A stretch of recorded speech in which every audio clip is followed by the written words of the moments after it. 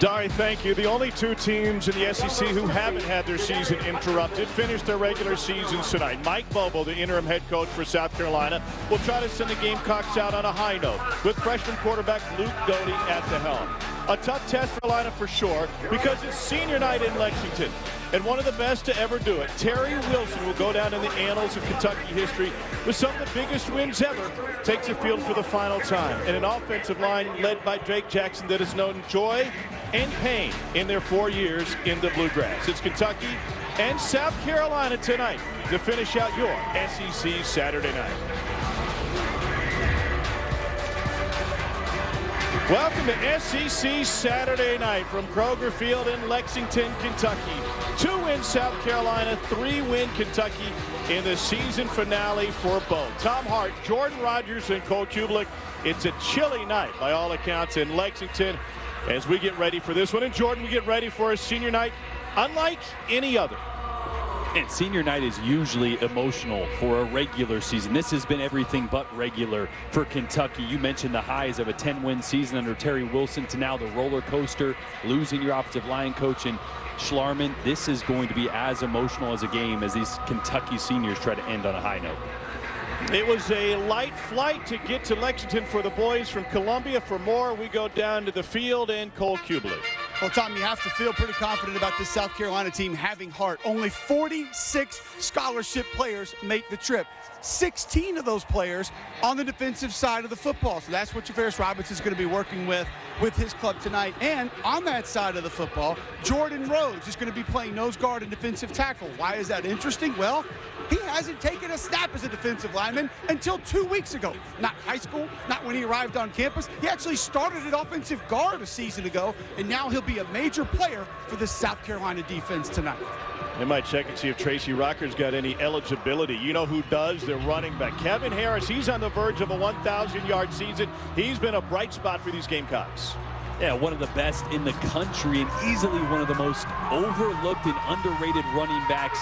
He's third in the FBS, as you see there, with almost 1,000 yards, and he is the heartbeat of this South Carolina offense. He can do it all. He's like a bowling ball, except for he runs a sub 4.5, so expect South Carolina to ride him a lot tonight. Give him the ball as much as possible.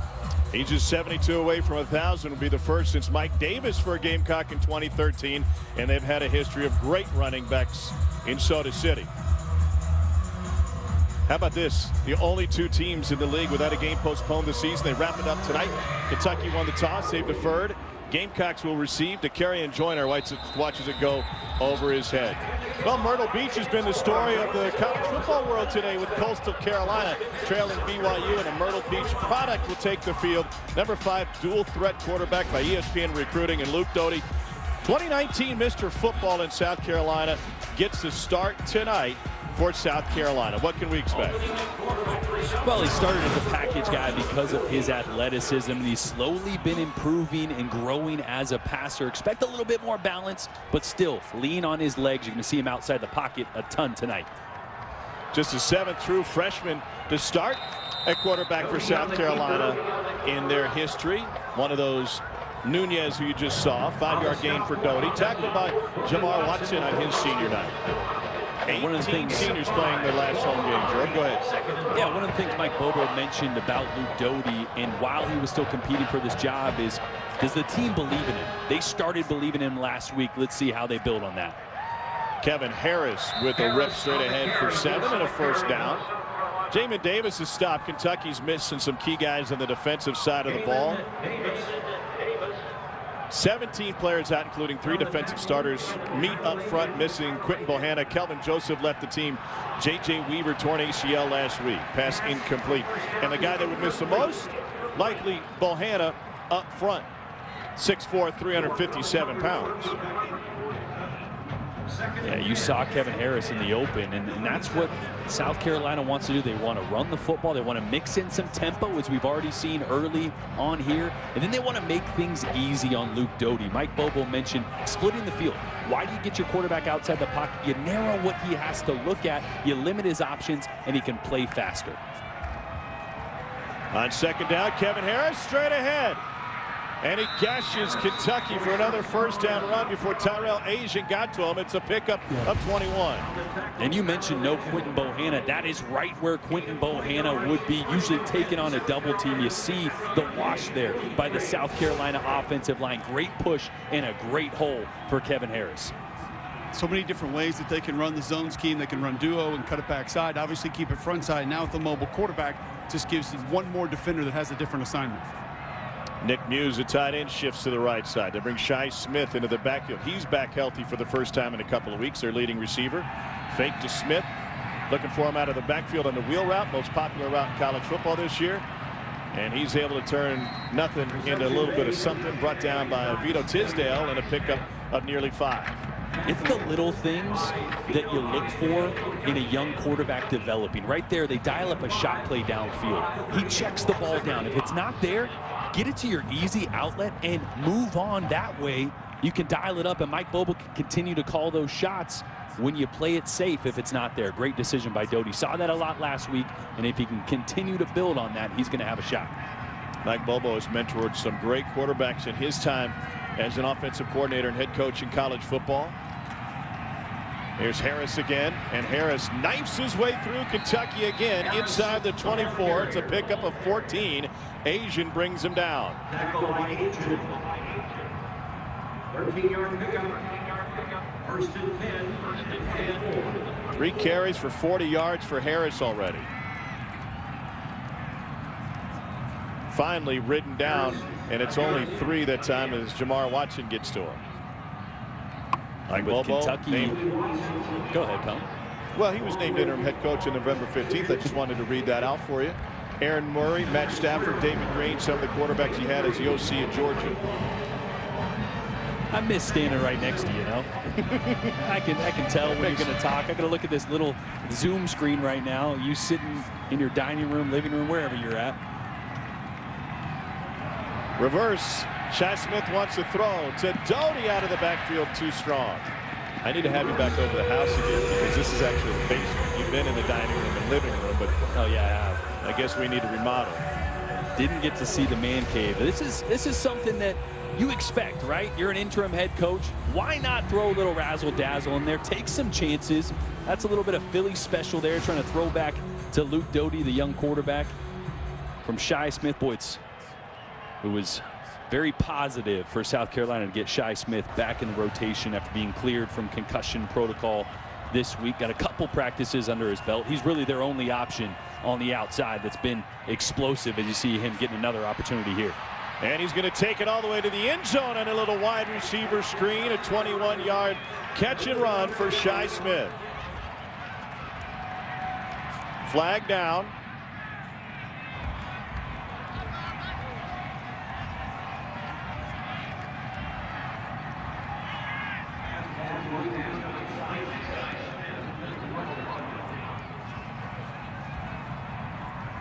Mark Curl. Holding, number 6, offense. Team like going for a stop. Josh Van, the wide receiver. Yeah, Josh Van, top of your screen here. Comes right into frame. Yeah, he's got the jersey of Cedric Dort there.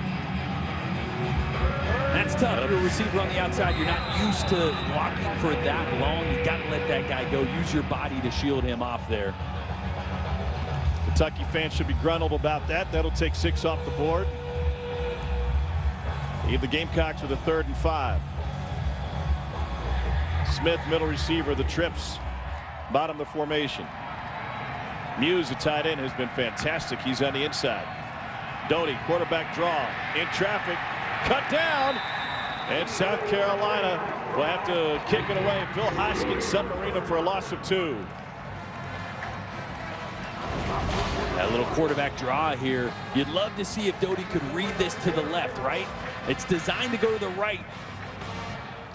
But left guard there, Sedarius Hutcherson, takes his guy inside. You'd love him to stick his foot in the ground, get to the left there, get upfield, because there was a lane.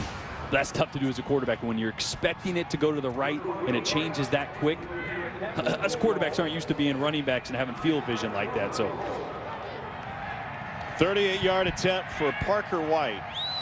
fifth-year senior out of Mount Pleasant, South Carolina. This one leaking right, and it stays that direction. Never had it, and a missed opportunity for South Carolina after a 10-play drive to open the game. It'll be Terry Wilson at the helm, likely for the final time for Kentucky when we return.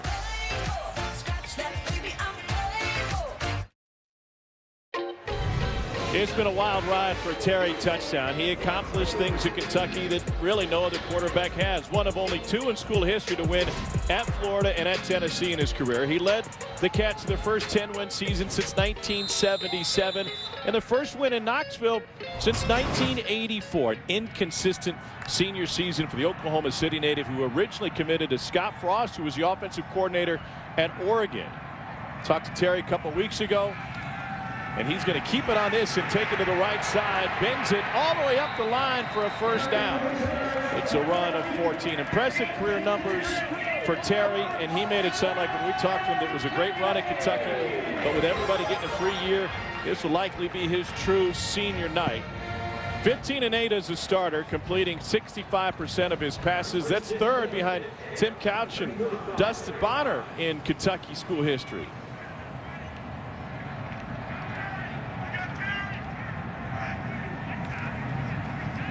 Little toss to A.J. Rose on first down. And out to the 42. Darrell Ware in on the stop. That is just his third tackle of the season. We'll see a lot of firsts for this South Carolina defense as our tritagonist Cole Kublik put in front of us. This is a brand new Gamecock defense in a lot of different ways. Wilson is split out as a wide receiver now.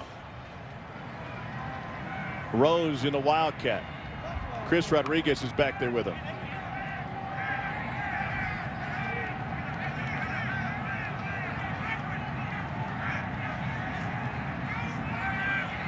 Razzle dazzle through the chrome helmets. It's kept by Rose. Little fake, and he takes it deep into South Carolina's defense. Jamie Robinson with the stop.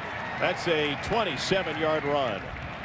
Tom, you mentioned Darrell Ware, a true freshman, former walk-on. Muhammad Kaba, the other starting linebacker for South Carolina. Both true freshmen with this much movement pre-snap and misdirection. It's all about communication, and with that much youth at those important positions for South Carolina, you should expect a few chunk plays like that just based off a lack of communication.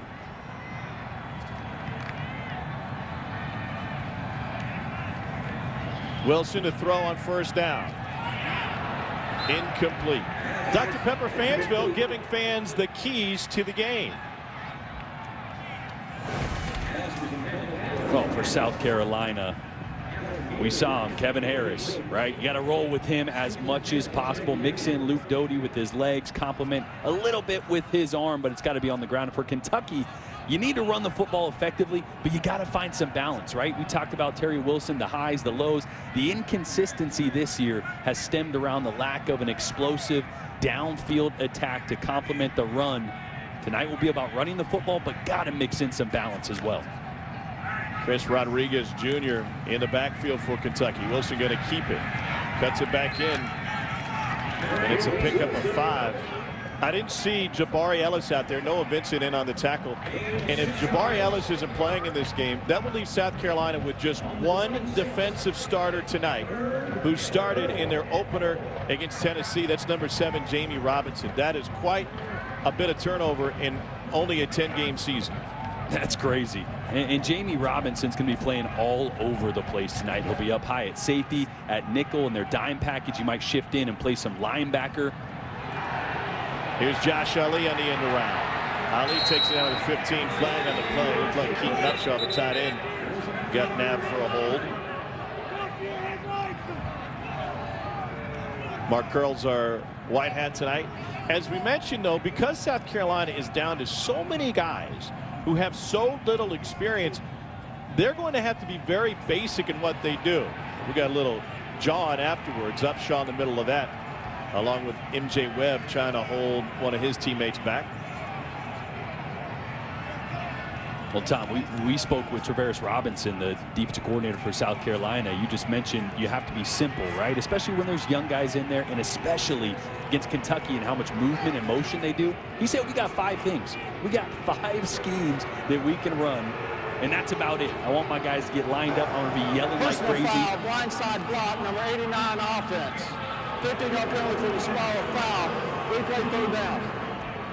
So nothing after the scrum. It was just a blindside block on Allen Daly. That led to some hurt feelings. See here at number the bottom 89 of the screen. Man, I tell you what, that used to be so clean back in the day, right? 5-10 years ago, you wouldn't even think twice about that. They're really trying to take that out of the game for a defenseless defender.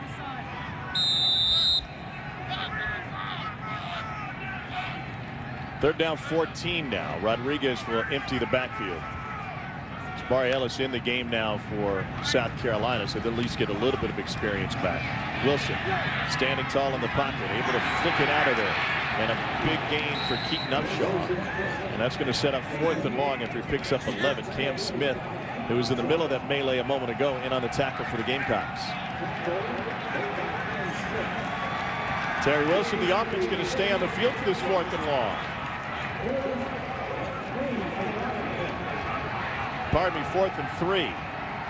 Lost my landmark. 5 of 12 on 4th down this season.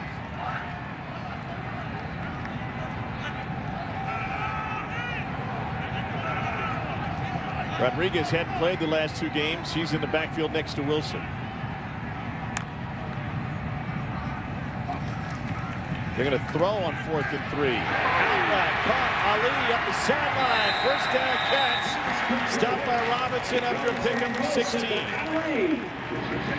That's why that look to the sideline is so dangerous, right? You give Eddie Grand a chance to see the defense. What does he see? Man coverage across the board. Ali works up. You got all those defenders on the same level, right? That's the problem. You got to get those defenders on different levels. Otherwise, as you see, Jamie Robinson running into his own guy or running into the Kentucky guy because everybody's on the same level.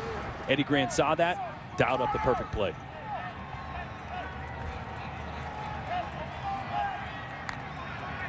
First and goal now for Wilson. Play action. Got to scramble out of there.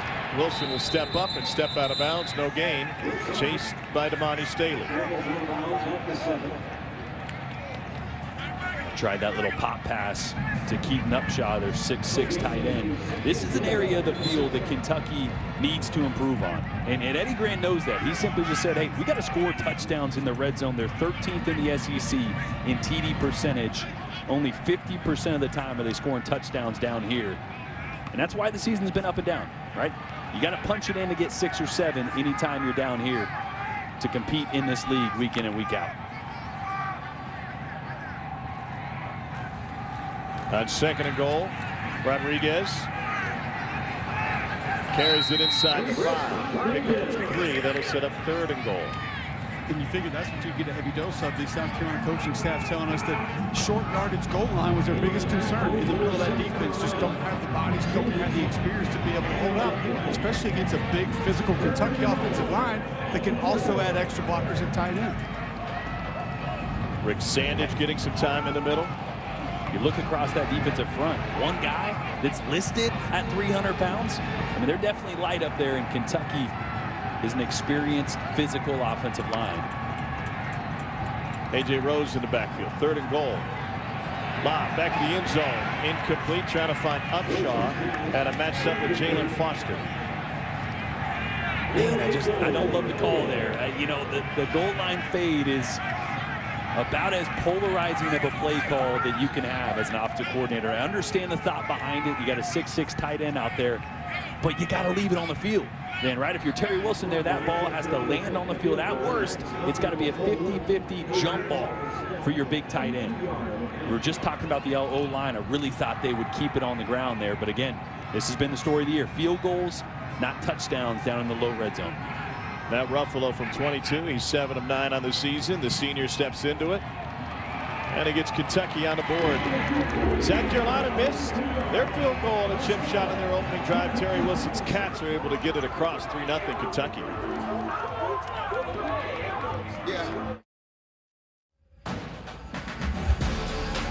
SEC Network Football is presented by Farm Ridge. Grab a snack. What a run it's been for these Kentucky seniors. Joy, the pain, true ecstasy and agony after losing their offensive line coach, John Schlarman. That's been well documented this season. And I got to tell you, and Cole, you know better than anybody, but the time we've spent with the offensive line over the course of this season, I think this is our 6th Kentucky game. We've talked to just about everybody on that O-line, and they're about as mature a group and well-grounded as you'd find in college football. I don't think there's any doubt about it. And you see the responsibility that Coach Stoops and Eddie Grant actually continues to put on those guys, making calls, coming over to the sideline, giving them the checks, telling them what the looks are. Drake Jackson would come over and tell Eddie Grant, we don't need to do that anymore. We need to get into this. This is the look. Change the protection of this. It's pretty advanced stuff, and like you said, Tom, very mature. Jeff Jagodinski joined the team late in the season after Schlarman's passing to handle some of the offensive line duties. Well-traveled coach, former head coach at Boston College. Luke Doty got the start against Georgia, went 18 of 22. Here's some of his traits. Oh, jumps off the charts right away. He's an elusive yet physical runner. And this is what's impressive. As a young kid, he's able to throw off platform. That's one of the reasons Mike Bobo gets him outside of the pocket as much as possible. And I mentioned this earlier, the ability to find the check down. Oftentimes, as a true freshman quarterback, you don't get to that 3rd or 4th read. He's done a good job early on, especially last week, of getting rid of the ball under pressure and avoiding negative plays. A lot to build on. Mentioned the 7 freshmen who have started games at quarterback in South Carolina history, the first being the legendary Steve Tannehill in 1992. Kevin Harris straight ahead. And Harris picks up 4.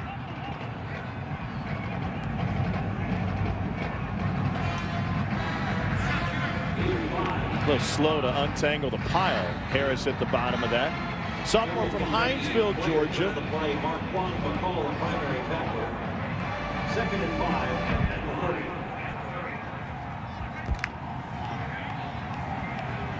the 30. Under-recruited coming out of the Bradwell Institute. Even the South Carolina staff wasn't exactly sure that they wanted him until they put together a 40 time that they liked. Here's a toss.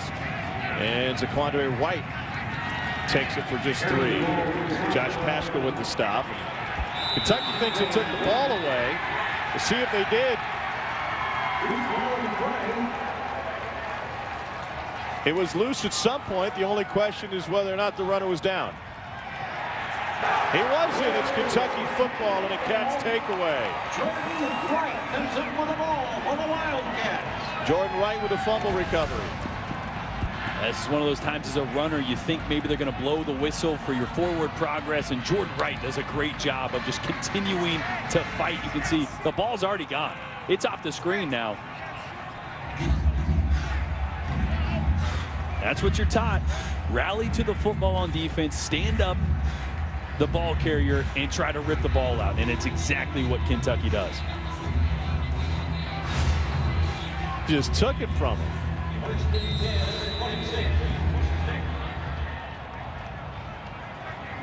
Takeaways a huge difference in predicting Kentucky's failure or success as a team this season. First down, Kentucky turns to A.J. Rose. He's got the sideline, and he goes over Sanders into the end zone. They rule him in. Touchdown, Kentucky. First yard strike and a 26-yard run.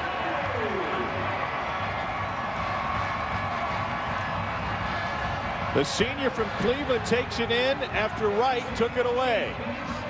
Boy, that's just a great second effort here by A.J. Rose. Bounces off a tackle, gets down the sideline. You can see him is under further review.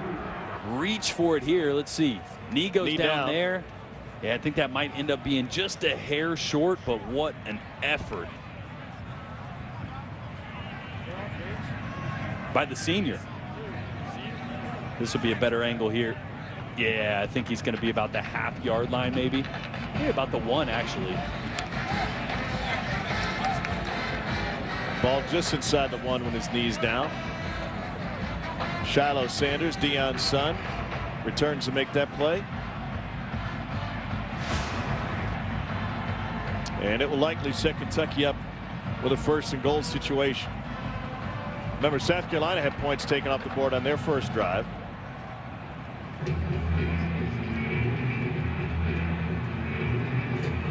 Ken Switzer is a replay official in the stadium tonight. Chuck Lewis, Jeff Roberson, and Jack Childress back in headquarters. And what a good feeling for A.J. Rose.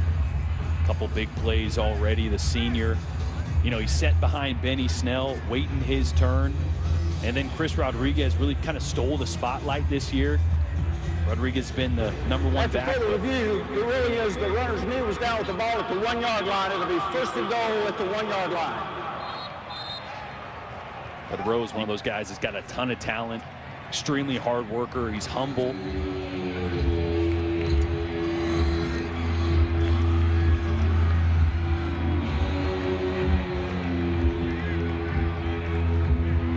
Terry Wilson back on the field, first and goal, Kentucky.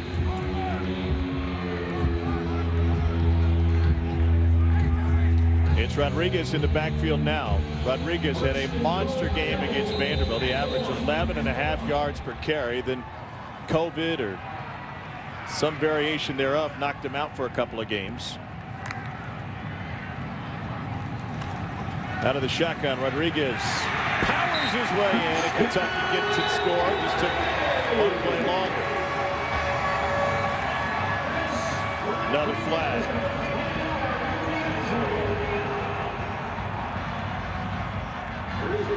Don't you always feel bad for the guy that did all the work to get you down there by the 1, and then he's like, man, I'm tired. I got us all the way down here. He gets taken out, and the other guy gets the touchdown.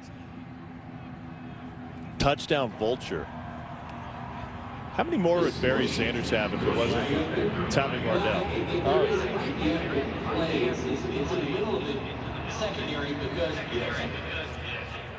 We always had a little quarterback audible. We could audible to a quarterback sneak, and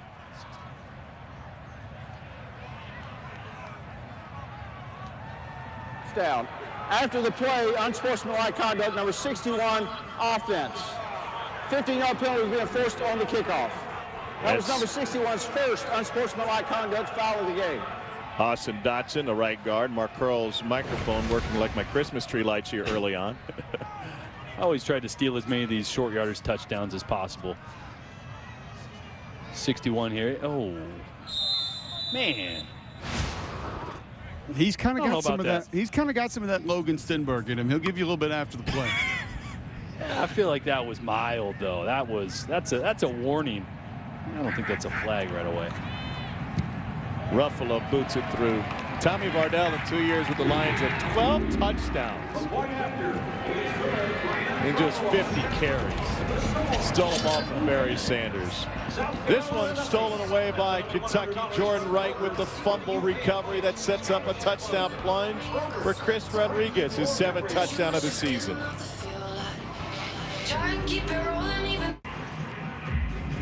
A.J. Rose had a touchdown taken from him, given to Chris Rodriguez, who would take it in the rest of the way.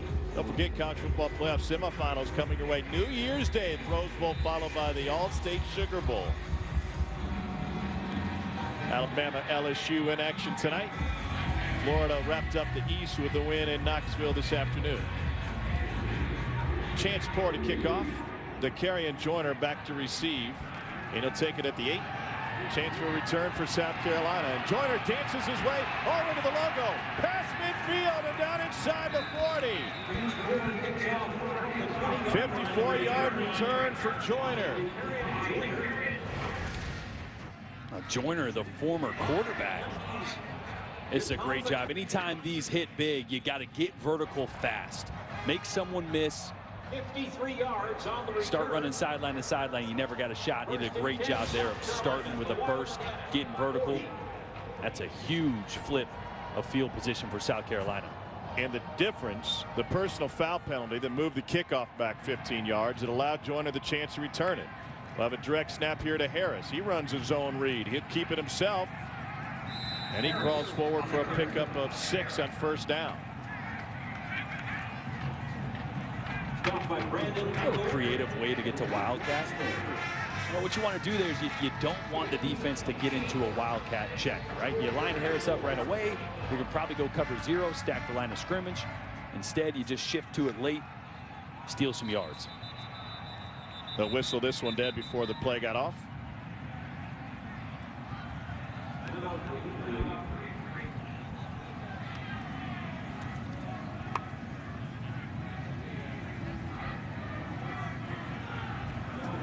Sounded like we had injury situation and the injured player got off the field. I think it's a chance of checking with Dari. Dari, what's going on? Guys.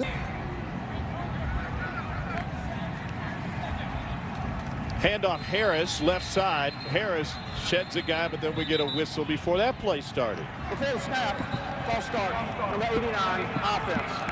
5-yard penalty, still second down.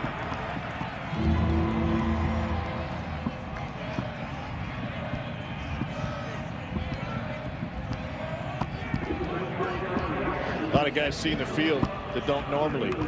Jakari Cardwell, freshman from Rock Hill, South Carolina, has his one catch on the season, getting an opportunity to play. You might get used to this as you look forward to the bowl season. Teams in a situation through COVID or opt-outs or disinterest where they're playing guys that haven't played. On the slant, that goes for a first down to Shi Smith. He's happy to be back in the fold after missing a game and a half.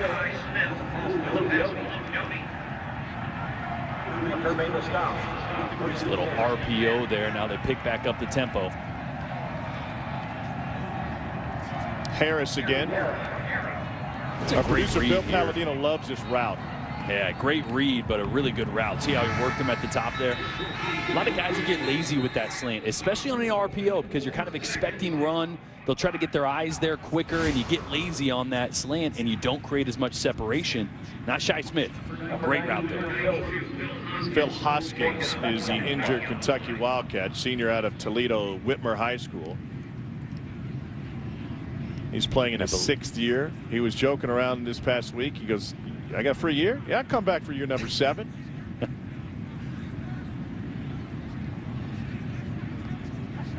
Hoskins played junior college ball in Highland, Kansas.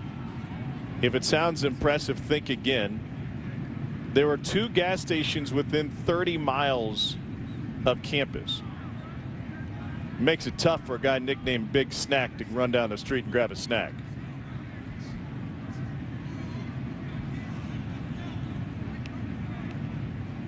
Hoskins part of an 18-player senior class that has a list of accomplishments a mile long, including that fantastic year a couple years ago in which they won 10 games for the first time since Art Still was playing at Kentucky in 1977. Drake Jackson part of that class.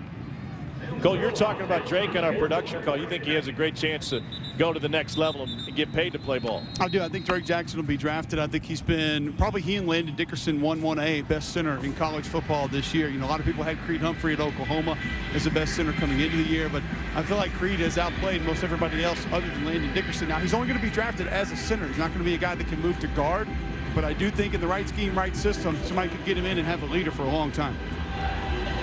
You ask any quarterback at that level or even in college what they want out of their center, high football IQ.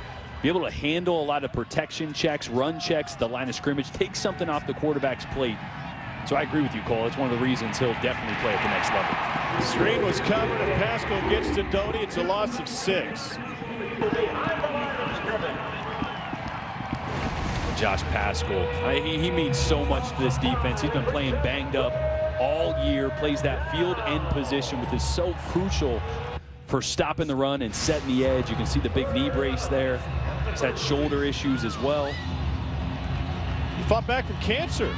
Melanoma in his right foot after immunotherapy treatments for an entire season.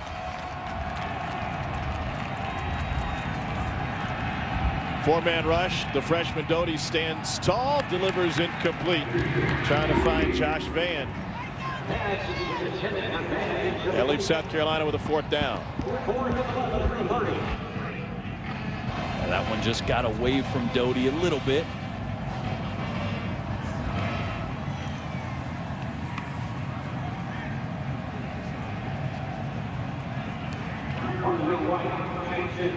Love to see that right there. That right there is how a young quarterback grows. You see something, you make a mistake, you get to the sideline, just calmly talk it through with your coach, right? What'd you see? Hey, here's what you should look for next time. 37-yard attempt for, 47-yard attempt for Parker White. And he's able to get it in and good. And South Carolina's on the board. South Carolina 3.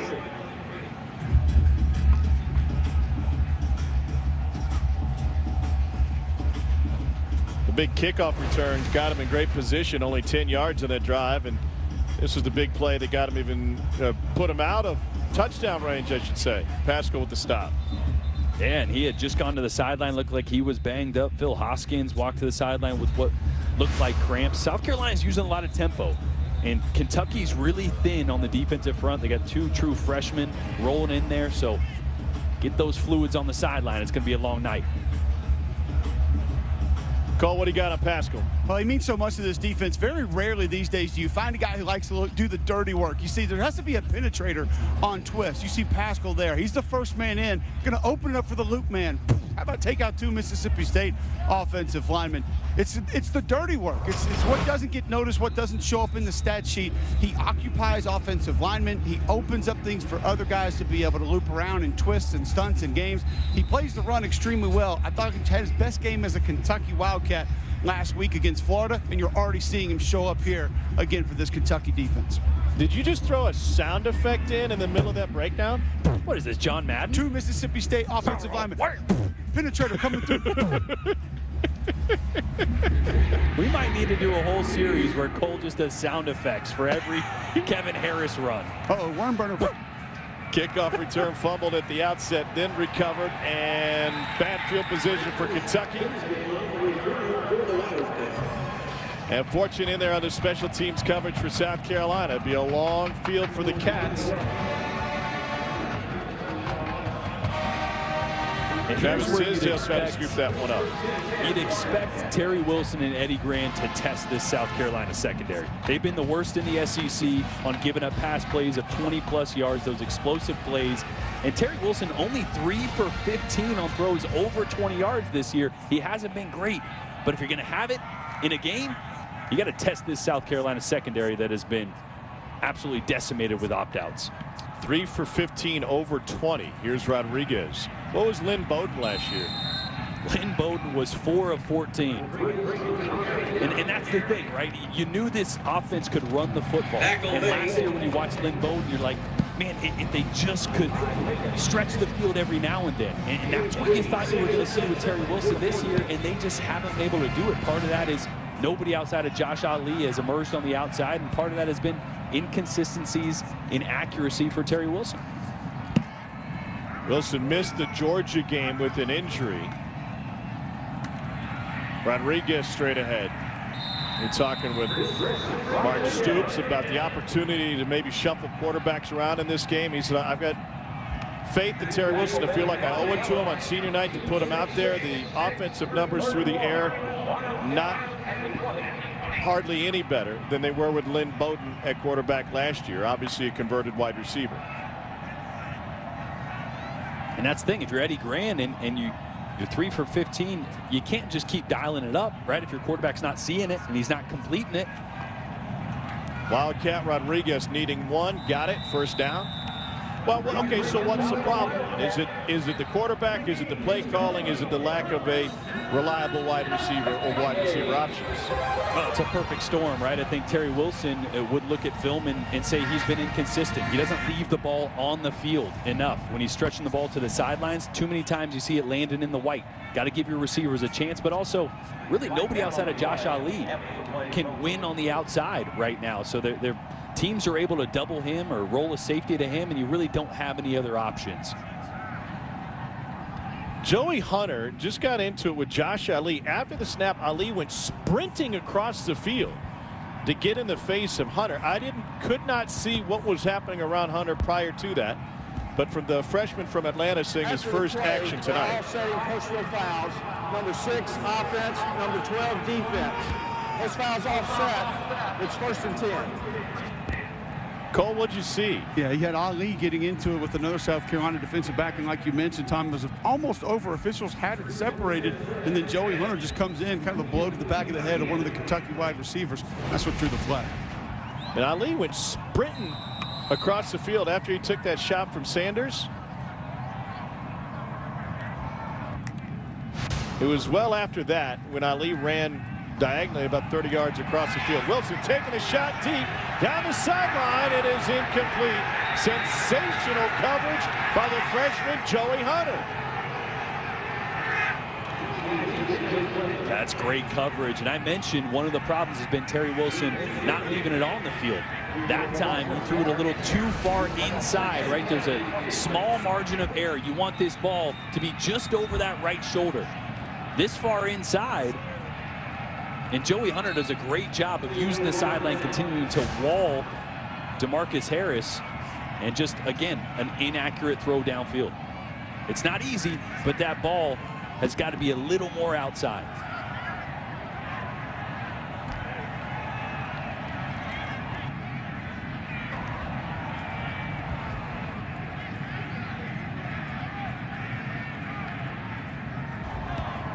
After the play, unsportsmanlike conduct, number 86 offense. The penalty is half the distance to the goal, and it is at second down.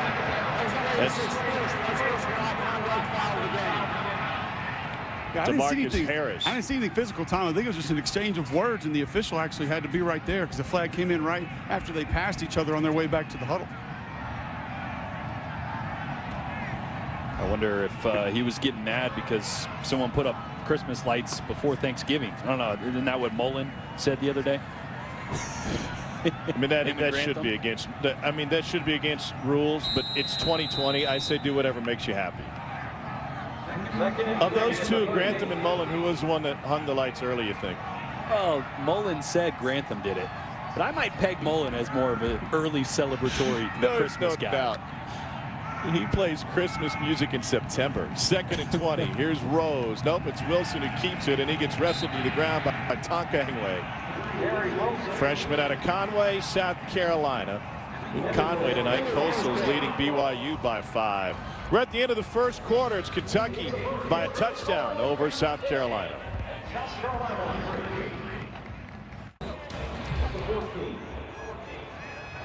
All right, Dari, thanks. Najee Harris now passing T.J. Yeldon, 4th most rushing touchdowns in Alabama history. Terry Wilson going to take off. Tamani Staley, Deuce's son, tracks him down after gain of 10. Leave Kentucky with a 4th down and an opportunity to punt it away. Najee Harris, by the way, behind only Derrick Henry, Trent Richardson, and Sean Alexander for most rushing touchdowns in a season in Bama history, and he's done it in an abbreviated year. Jamie Robinson back to receive this punt from the senior Max Duffy. Duffy angles that one away from Robinson, taking it to 25, and that's about it. 51-yard punt, 2 on the return. All right, compare Alabama, what they've done this year, to maybe the greatest offense we've ever seen in college football, LSU last year. Oh, it's extremely impressive, and I think they've done it with arguably less weapons on the outside as Alabama. Think about the receivers that Joe Burrow was working with last year. And Alabama's had some injuries, but it's just a credit to Steve Sarkisian. I think he's adapted this offense so incredibly well. I think despite having a ton of playmakers, the offensive scheme week in and week out is just elite. It's interesting hearing all the college football playoff talk circling around Ohio State, and the Buckeyes didn't have an issue with Michigan State today. Kevin Harris finds 4 there. Given the way Alabama has dominated, winning every game by 17 plus, they got LSU tonight, Arkansas next week. I just don't see a way that Alabama gets left out, even if they lose to Florida in the SEC championship game. Yeah, it's going to be tough. I mean, you don't see them going out losing, if they were to, by a couple touchdowns, which I think would have to happen for them to not make it. Yeah, they're so far and above everybody right now that you know, except for maybe a Clemson with a healthy Trevor Lawrence or when he's in there, Yeah, it's pretty much a no-brainer at this point, I think. I just look. Harris. Nope, this will be Doty on the left side, and he'll be taken out behind the line of scrimmage. Cole? I was just going to add to what you were saying, Tom. When you look at the way the committee values Texas A&M and especially Georgia and Alabama having both of those wins on their resume, I'm with you. I don't think there's a way if they lose the SEC championship game that they're not in. I would probably feel a little bit different about Ohio State if they would have played those 2 games that got canceled, Maryland and Illinois. You could argue that they would have won those comfortably, but then again, you wouldn't have seen the Purdue loss coming a couple years ago, or the Iowa beatdown that they got. That's why I appreciate the fact that the SEC is playing all the games. It's college football. There's no guarantees. Kai Kroger to punt it away to Josh Ali.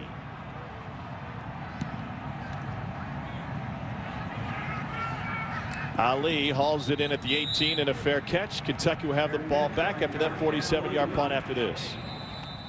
4 teams, 2 semifinals. New Year's Day, the college football playoff lives on ESPN. Defensive coordinator Travaris Robinson told us that he called Eddie Gran earlier in the week, and he said, hey, don't be doing all that tricky stuff, the shifting, the motion. I'm down to nobody. My guys don't know where they're supposed to line up anyway. Please keep it simple.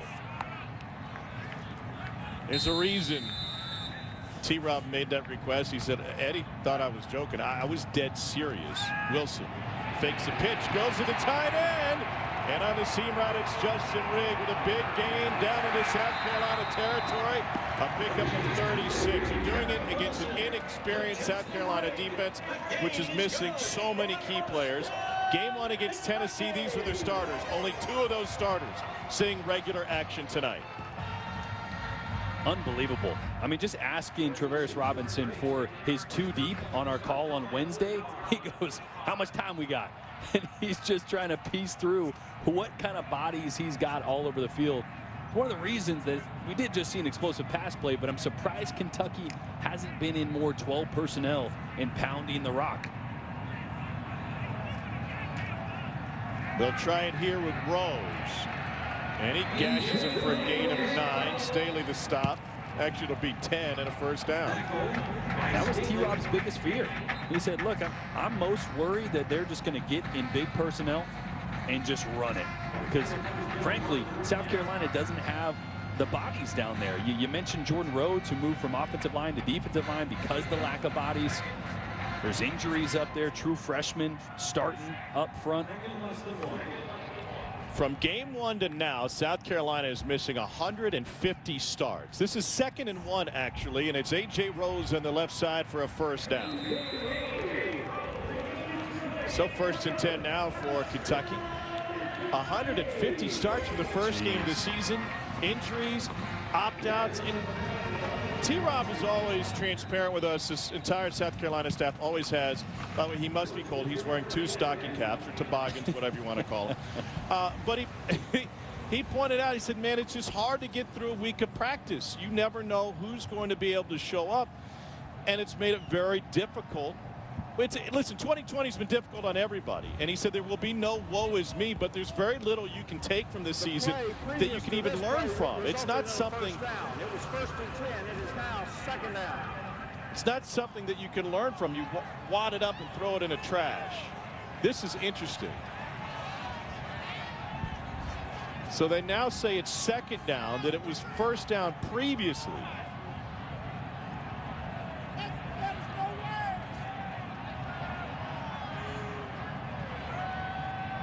Now, we're not in the stadium, so I can't tell you what was on the scoreboard and what Mark Stoops or Eddie Gran saw before the play call. But they should be combobulated. They're discombobulated. So it'll be 2nd and about 5 now. Is combulated, that's the right? No, that's a word? Combobulated. That's combobulated? Yeah. That's sure. All right. We'll go with it.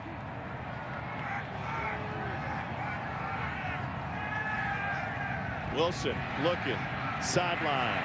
Tight end, Justin Rigg. Did he get a foot down? Yep. There's a Kentucky first down, a strike of 21. And this is not only an accurate throw by Terry Wilson, but it's a great job with his eyes. The reason there is nobody over the top and a defender trailing because Terry Wilson stared down the middle of the field and came to his tight end late. Here's Rose, stiff arm, in, touchdown, Kentucky from 8 yards out.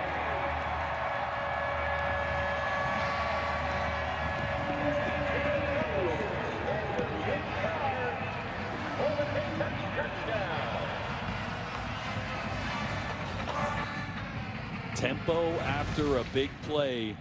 We mentioned South Carolina, all the injuries, all the guys out of position. Getting lined up is a struggle. You hit a big play, you come back with tempo, bound to have something good happen.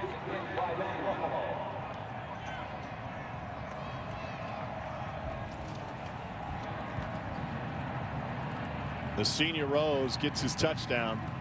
Rigg on that drive, a couple of catches for 57 yards. One for 36, one for 21, and Rose not feeling well. Glad he can't blame my press box meal. 10.5 to go in the first half.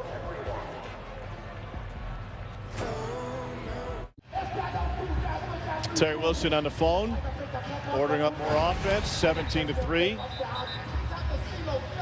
Tempo. I mentioned the confusion, right? Big wheel route down the sideline. Watch South Carolina. They're going to sub, and look at the confusion as Kentucky gets to the line of scrimmage. Look at all the guys looking to the sideline. They don't have the call yet. They're not lined up. Communication, a lot of young guys playing out of position, as I mentioned. You got no shot if you can't get lined up.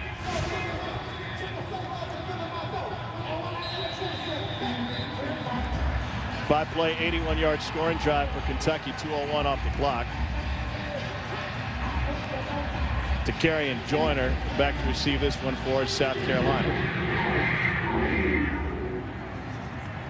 And no return. Lot to talk about on SEC Network Football Final tonight, presented by Academy Sports and Outdoors. Dari, Chiz, Doring, and Harper will be by. Biggest stories of the day, including Bama LSU, low scoring right now in Red Stick. Alabama's got a 7-0 lead with 5.5 to go. And in that Clemson game tonight, the sprinklers went off in the middle of the first quarter. Cole, how would you feel if the sprinklers went off near you right now? Right now, I probably wouldn't feel it because most of my body's numb, so I'd be good. It'd be a giant Croatian popsicle. Kevin Harris with the carry. He's at 1,000 yards and over now in his season. What a fantastic year for the soft-spoken, physical running back. 1,000 yards in a 10-game all-SEC schedule.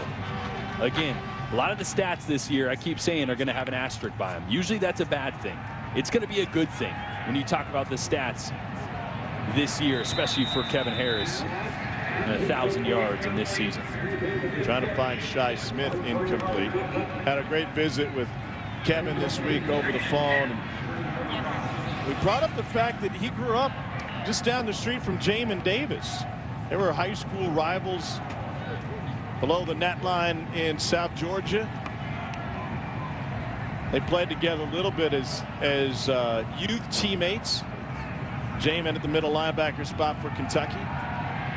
Doty, incomplete, nearly picked. Jordan Wright got his fingertips on it. And Mike Bobo right now has got to find a way to get his tight end Nick Muse involved. Had a huge game last week, 8 receptions, 131 yards and a touchdown. Really the only guy that Luke Doty had some chemistry with. So third down here, he's probably going to line up. Split to the field. Yep, right there. See if he attacks the middle of the field here on a linebacker. Doty to Harris, attacking the middle of the field. And he finally gets wrestled to the ground by Carrington Valentine, pickup of 17. Instead, another really good call here. They're going to go double screen. So Doty's got the option to throw the screen to the left or to the right here based on how the linebackers adjust. Throws the screen to Kevin Harris. And it's not a bad alternative to Nick Muse there. Feed number 20. Harris taken down by Pascal in the backfield. Loss of nearly 3.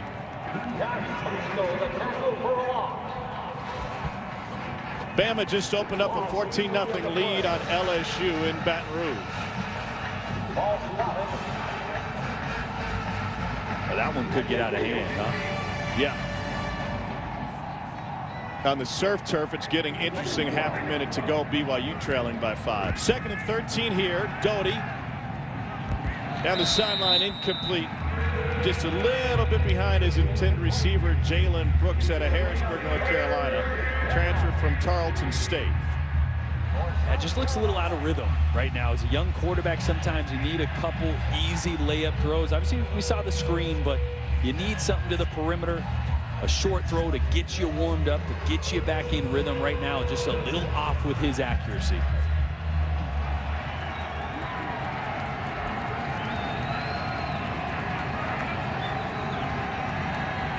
On 3rd and 13. Doty on the run. Intercepted. Yusuf Parker with the takeaway.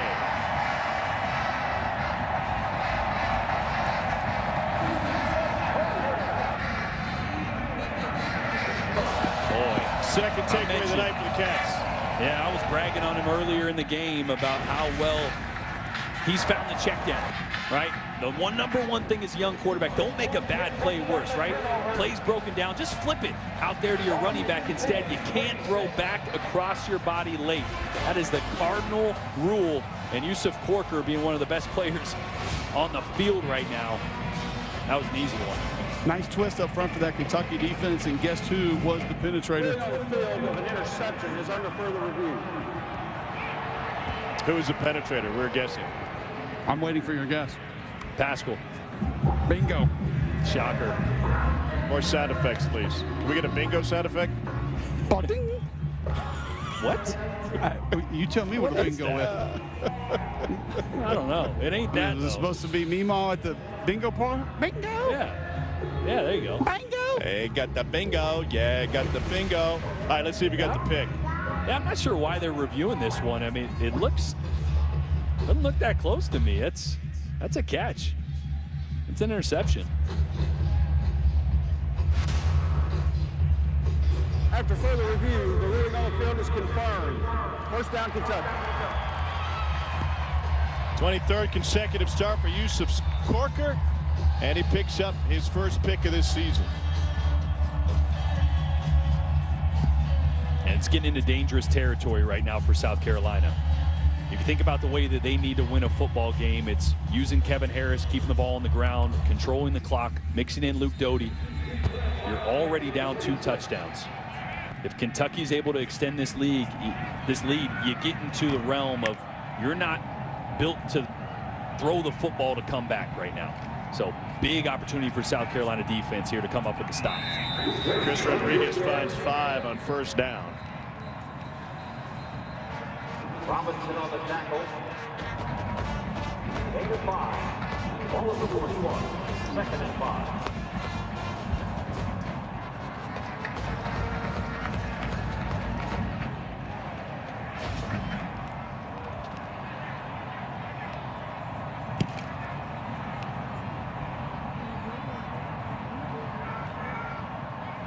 Rodriguez in the backfield.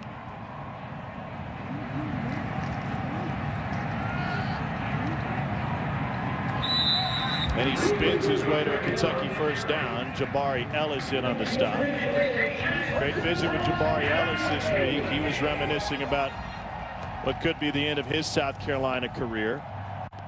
We had great visits with both Ellis and offensive lineman Sedarius Hutcherson. We asked both of them, what would you tell freshman you, or in Ellis's case, junior college you, when you first step on campus? And they both said, man, take practice seriously. There's a chance to improve and get better. What you put in, you get it out. Play action. Terry Wilson backpedaling, and he throws it away over the head of Allen Daly. And Ellis is one of those guys, Tom.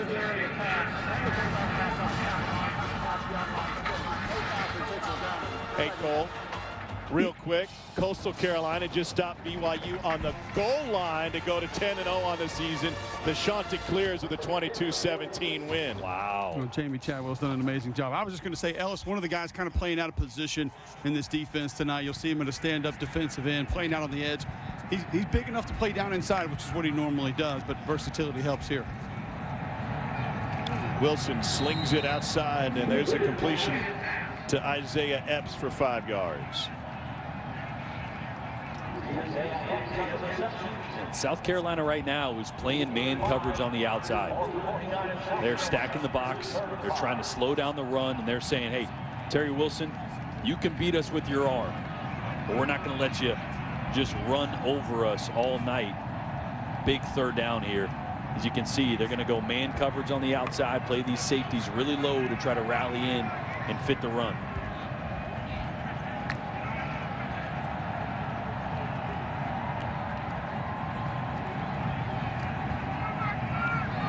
Wilson, quarterback keeper the whole way, never quite got there. Shiloh Sanders took him out of bounds. Yeah, and that's high risk, high reward, right? You got a safety in Shiloh Sanders that's coming down around the line of scrimmage. And this is great. This is what you got to do to slow down a rushing attack. You're going to see 21 on the right side of your screen. He came down from safety, making a great play, forcing Terry Wilson outside and short of the first down. But you got to be careful for play action over the top. You show that enough, Eddie Grant's going to dial it up. Max Duffy on to punt it away.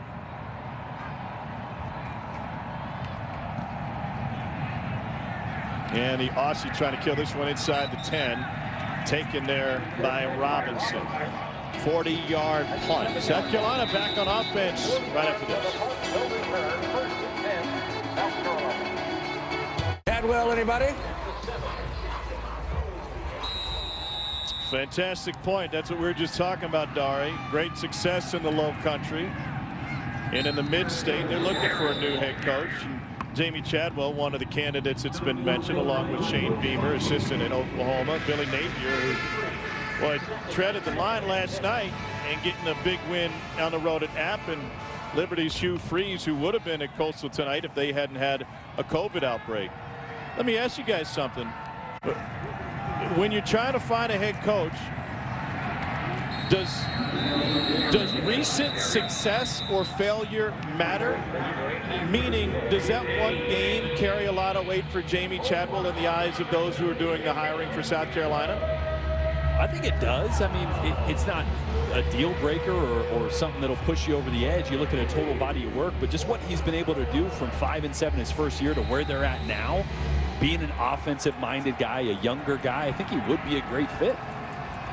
It's a very unique offense that they run at Coastal. They're now 10-0 on the season. Await the postseason, and Harris stopped in the backfield by Jamin Davis.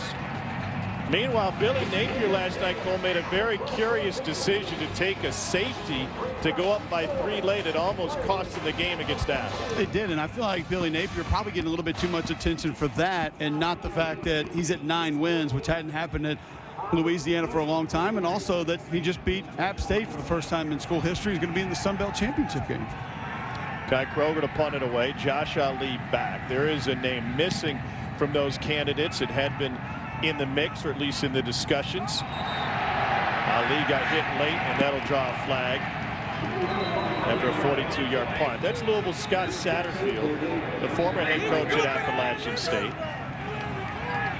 And Satterfield talked with the Louisville Courier-Journal today after talking with South Carolina, not once, but twice. His athletic director doesn't seem too ecstatic with the way Satterfield has handled it, nor are Louisville fans. But it tells you all you need to know about the South Carolina job, that a guy in the ACC would consider it and say, quote, I had to listen. After the fair catch, personal foul, number 11, kicking team. 15-yard penalty, first down. This is part of what Satterfield had to say today, talking to about his AD Vince tirade. He said, well, they circled back in a week, so I said I would listen to what they had to say. It's a few hours away from my parents, and I've seen them one time this whole year. although it's a different type of year with COVID. I mean, the bottom line is Scott Satterfield is trying to build something at Louisville. They won the bowl game against Mississippi State last year in his first year, but he's still listening, or was, I should say, listening to South Carolina. Here's Rose. You have to. I mean, I don't understand faulting a guy for that, and I don't understand people that think there's bad jobs in the SEC. When in life do human beings get offered an opportunity to get $15, $20, $25 million guaranteed? You look at these buyouts across the country, especially in the SEC. I mean, you got to listen when the price tag at schools like South Carolina or in the SEC is that high. Now 2nd and 5, it's Rose, left side. And it'll be stopped just short. They'll leave 3rd and 1. Cole, how do you handicap those candidates that are remaining for South Carolina? I think they're all great. I think Jamie Chadwell will do an amazing job. You mentioned the offense, Tom. I think it's the most unique offense in college football. He's been at North Greenville. He's been at Coastal Carolina. He's been at College of Charleston. He knows the state extremely well. Same with Billy Napier. Billy Napier played college football in the state of South Carolina. He coached with Dabo at Clemson. He's not going to be afraid to go head-to-head with him in recruiting. He's coached under Nick Saban, and I know how he builds a program. Thing for me with Shane Beamer, I don't know what to say. I don't know what it would look like. I don't know what the offense is going to be. I don't know the defensive scheme. So, big question mark there for me. The biggest thing seemingly Shane has going for him right now is the unquestioned support of some very big names who played at South Carolina while Shane was there as an assistant coach, and that is not invaluable. I think you have to have confidence he can put together a great staff, and you know he's a wonderful recruiter. So, and you look at where he's been, obviously the resume is still extremely strong. I was going to say, too, with the other guys up there, that there's a proven ability to create a winning culture and turn things around quickly. And I think that's important because I think South Carolina does a really good job, and I think it's poised for immediate success. So what coach can come in, take the talent that's here, build a winning culture, and have an impact immediately? Rodriguez runs Sanders up the sideline. That's going to be a 1st down. Gain of 10. Well, it's just a great job up front here by Kentucky on the left side of this offensive line. Body on a body, body on a body. Great job by Landon Young finishing somebody. A little pancake block on the outside. That'll get Cole excited. He loves pancakes. It was actually 16 yards for Rodriguez that time. Big number 67, Landon Young. 23rd consecutive start at left tackle. It's Rose following the big fellas behind Rigg and Rodriguez, and he's brought down by Mohamed Kaba, freshman out of Clinton High School in North Carolina. And Kaba got the start at Mike linebacker because Ernest Jones is out, injured his ankle against Georgia. One of 2 freshmen, true freshmen, starting at linebacker for this game. Where the other one? It's a learning experience, especially against Kentucky. They're physical up front. Going to get heavy personnel. They're going to move a lot, give you a lot of eye candy pre-snap. You expected it to go a little bit like this in the first half.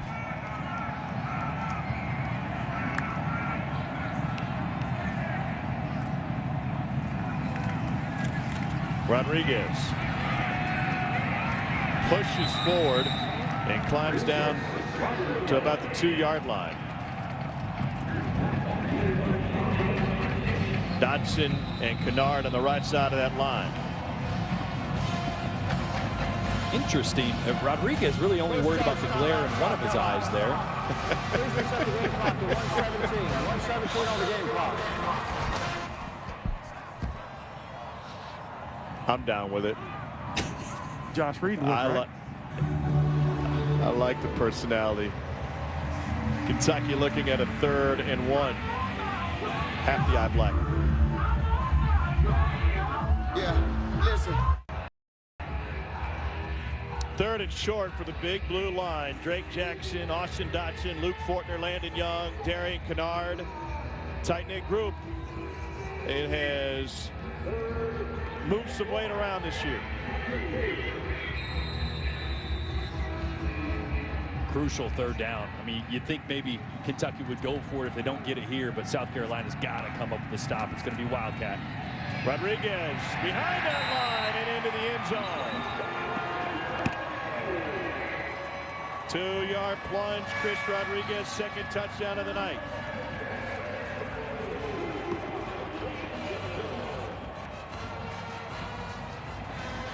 You guys should have heard that down here. Yeah. What'd you see, Cole?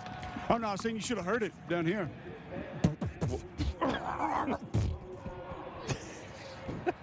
They were grinding it out down here. I mean, it was good stuff.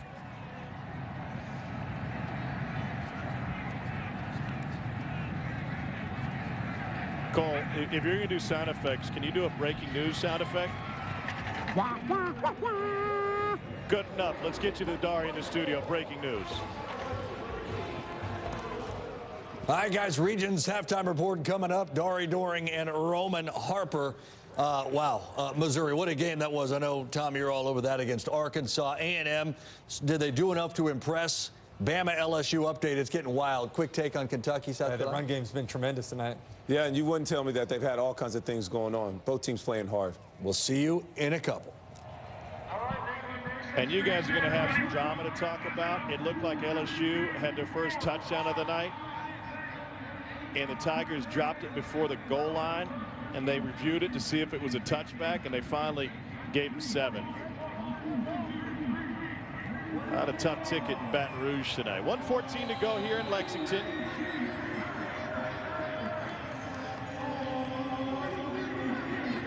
That Missouri-Arkansas game was an absolute thriller.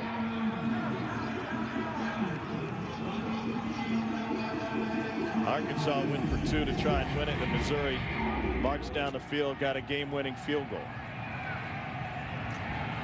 To Kerryon Joyner out to the 23-yard line. We talked about all those names for South Carolina. I know there's one name that you're high on out of the SEC, Jordan. That'd be a great fit of a lot of places. Yeah, Steve Sarkisian. I mean, the job he has done, and I always kind of get the response of, yeah, but all the talent. Yeah, but dive into the film, why don't you? Look at the scheme that he continues to produce week in and week out. His ability to adapt in-game is second to none, and he's had coaching experience, success before, got back into the Saban system. I think he's primed for another opportunity. Had a chance in Colorado. I'm surprised his name hasn't been thrown around more significantly. You know, I'm guessing that name is being thrown around behind the scenes a lot more than it is, because he's not the kind of guy that needs the ink. Totally. Probably could have had the Colorado job. Didn't want it. Was in on the Mississippi State discussions, and has the patience and has the value of hindsight after being in the ranks and rising so quickly, so fast. And we had that great conversation with him a couple weeks ago. He said, listen, when things happen early in your career so fast and you rise so incredibly quickly, sometimes you lose track of being happy where you are. Doty lost the football. It's almost like he turned to pitch it to a teammate. Jordan Wright's got his second fumble recovery of the night. Did it just slip out of his hand? I think it did. He was so good in the 2-minute drill against Georgia, just hitting his tight end, taking the easy throws. Right here, he's just trying to do too much, scrambling, trying to switch the ball from one hand, his right hand, to his left hand. And just slips out. It's cold. He doesn't have gloves on like receivers and running backs out there. As a quarterback, ball security in the 2-minute drill has got to be paramount, and just got a little sloppy with that one. Big night for Jordan Wright at a Dillard High School in Fort Lauderdale. I think this is the difference that we're seeing from teams late in the season. Kentucky, even though they've had a couple of tough games, toughest part of their schedule, they're loose and having fun. Wilson looks back left, and we got a flag on the play, but it's caught by Alan Daly. He's got an escort in Epps, and he tight ropes down the sideline all the way down to the 1. 32 yards if it stands. In this late and challenging season, those teams have been able to keep it loose, have a huge advantage. Was covered up and went downfield on the offense. 5-yard penalty from the previous spot, replay first down. I feel like Arkansas and Missouri have done that. We talked with everybody on the South Carolina side. They said when Mike Bobo took over, that's the first thing he wanted to do. Change up the routine a little bit. Leave the pads off for a couple days and let the guys relax just a little bit. I thought it was interesting. Mike Bobo also saying he's like, I had to create some relationships. You know, I got here during COVID, didn't have time to spend, you know, in person with a lot of these guys. I had to kind of reintroduce myself to some of these defensive coaches, get to know these guys. We're not that much different. I've barely seen Cole all year. Wilson going deep on first down. And we got a flag and pass interference at South Carolina. Isaiah Epps was the intended receiver, and John Dixon got tangled up with it.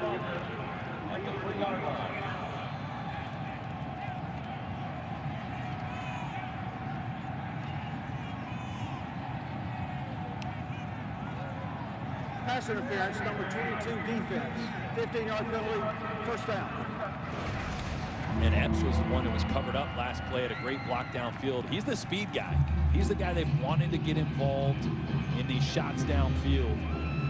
And John Dixon, yeah, I mean, that's one of those things that's not the worst thing, right? If you're beat for a touchdown, take 15 yards over a, what, 40-yard touchdown, whatever it's going to be. Sure. There's a difference between college and the NFL. NFL, that ball be right on the 1-yard line. Terry Wilson taking some shots tonight. Brandon Bates in a tight end. Terry wanted to take another shot. Everybody's covered downfield, including Justin Riddick.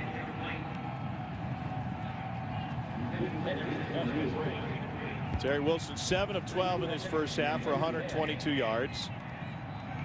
Third in Kentucky school history in career completion percentage, behind Tim Couch and Dusty Bottom.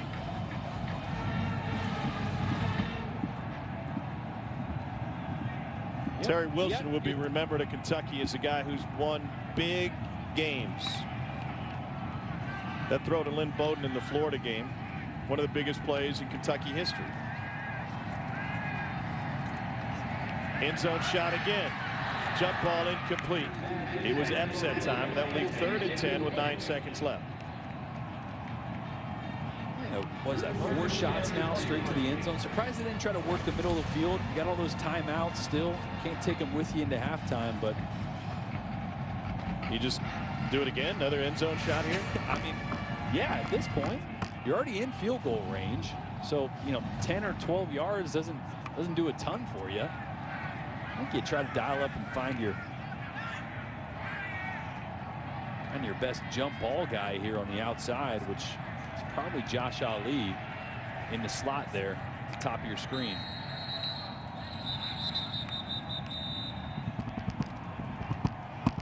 First charge timeout, Kentucky. 30-second timeout. And so they'll talk about it. And let's talk about what happened with this Kentucky team in 2018. What a talented, tight-knit group. And they came through on the road in that Florida game in what was a monster contest. September 8, 2018, one of the biggest nights in recent Kentucky football history. This was the pass to Bowden. Eddie Grant lit up like a Christmas tree when we asked him about it this week. He said, yep, we put the double posts in. We knew somebody would be open, and it was a perfect pass. And that was just a Terry Wilson that was playing with an extreme amount of confidence. And that's why the promise going into last year was so high before the injury. And just hasn't been the same player. And an injury will do that to you sometimes. You know, you take away a weapon of, not take away, but he's not as explosive as he was. And you take an element away from a quarterback, and it just takes a little longer to get going. And then a lot hasn't been right with this Kentucky offense for most of this year. Injuries, COVID, receivers on the outside. So not quite the expectation that we had for Terry Wilson in Kentucky after that Florida game in 2018 season. Empty backfield now, 9 ticks remaining. South Carolina rushes 3. Wilson, end zone, knocked away and incomplete. He was trying to find Allen Daly. The coverage back there by Cam Smith, helped by Jamie Robinson.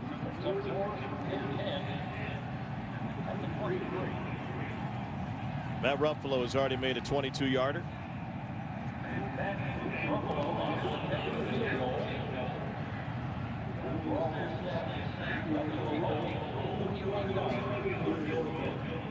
"41-yard attempt for Ruffalo.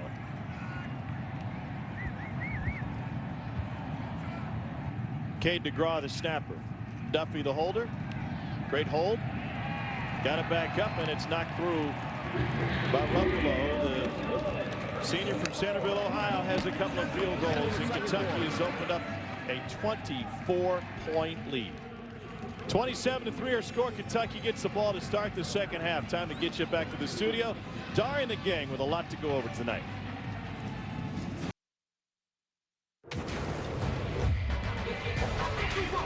Welcome back to SEC Saturday night.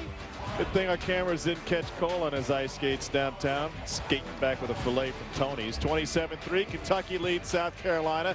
We get a chance to check our first half stats, brought to you by Zaxby's. 3 turnovers for South Carolina. Can't afford to do that. No, Kentucky, this was their game plan. Keep it on the ground, control the clock. And they mixed in a few big play actions for Terry Wilson as well. South Carolina's got to figure something out on offense to get back in this game. Cole, any chance South Carolina would mix things up at quarterback? Yeah, I asked interim head coach Mike Bobo about that coming out of the half, Tom, and he said not going to make a change yet. If they go 1, maybe 2 more series and can't find anything offensively, he'll probably consider it. I asked him how he can make Luke Doty more comfortable. He said, I don't think we can get away from the run just yet. I know it's 27-3, but if we can put a drive together, grab some points, get a stop on defense, we'll be where we want to be. Cole, what's the key to dressing warm in cold weather? Well, you just got to handle things like Gucci. Stop. What? We have jumped the shark. I think he's trying to say burr. Burr. I don't even Sound know what that effects means. have gone off the rails. It's all about Somebody layers. take us. There you go. I Like an legit onion. have 5 layers on tonight. Do your socks have batteries? One does. Which one's warm? The right foot is warm, the left foot is numb. Parker White to kick off for South Carolina. Travis Tisdale back to return for Kentucky. Colby going around in circles like a one-footed duck. No return. Senior night for Kentucky, and they've had senior leaders take center stage for the Cats tonight. It's been all 3 phases, right? They've been able to run the football effectively. They've thrown it. In that 3rd phase, get those tight ends involved. Get those big boys some love.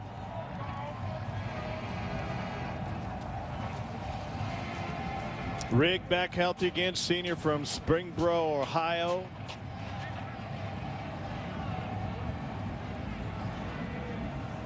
Terry Wilson has completed half of his passes tonight.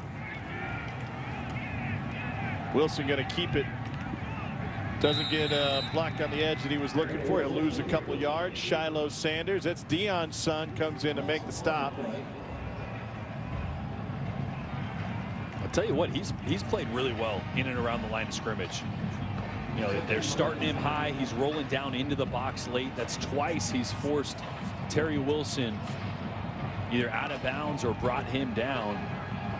And with Terry Wilson's speed, he hasn't allowed him to get on the edge. First tackle for a loss on the night for South Carolina. Ali able to find 3. Chris Rodriguez out there blocking for him.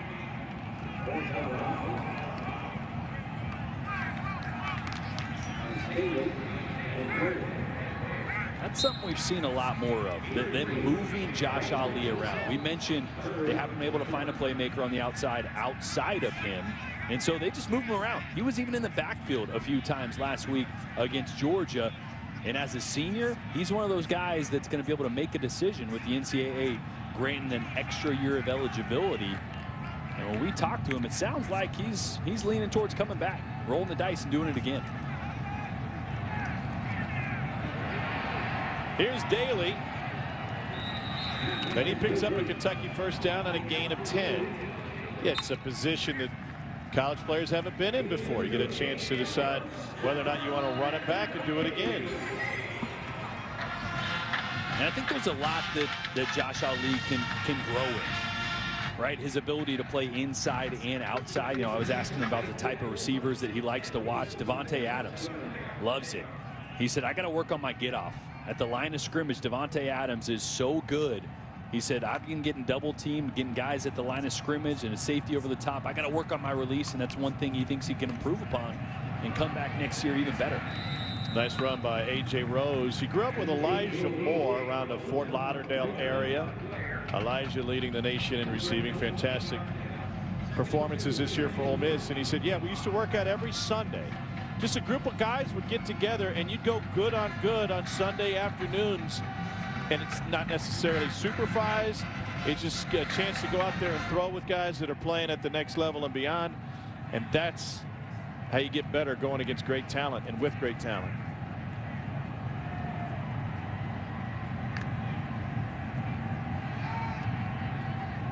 South Carolina showing pressure. They'll come from the edge on 2nd and 2. Great pickup.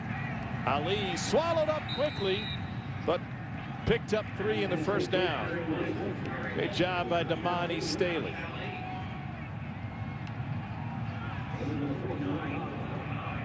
Looked like a little miscommunication there. That was a designed run play, and Wilson pulled that, looking for the RPO, the pass option off of it. I think Ali was a little bit surprised, and I think Wilson was maybe waiting on the outside guy, but either way, first down pickup.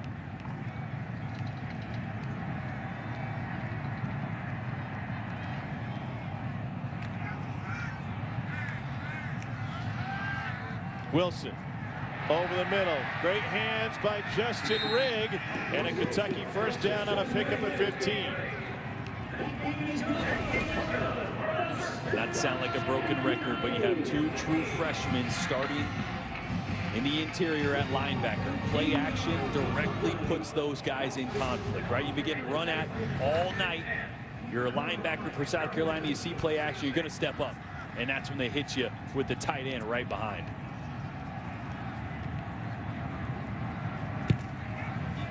Opening drive, second half. They want to throw it out of this. Wilson came over from the wide receiver position. He gets it off to Daly, and Daly inside the 30. So this is how you keep it loose with the team, right? It's been a long season. You've lost a couple of big ones against great opponents, Florida and Alabama before that. And so you're Mark Stoops, and you say, let's find a way to balance and not be too demanding of our guys. And Andy Grant says, I got an idea. Let's put in some plays that are fun. Let's move it around. Let's get some trickeration in there. And try to generate some shot plays, right? I mean, that's what they've been searching for all year.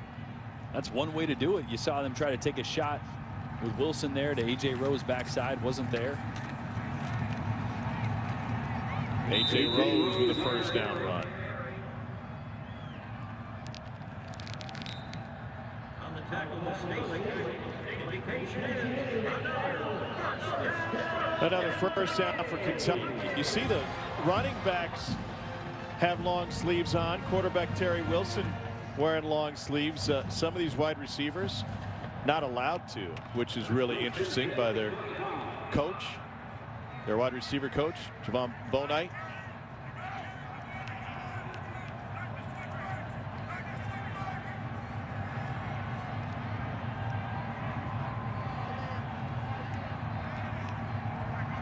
You hear the call from the sideline tied in as they move Bates over there. Timeout taken by Kentucky. And we'll explain the Javon Bonite story for you on a chilly night in Lexington when we return in a moment.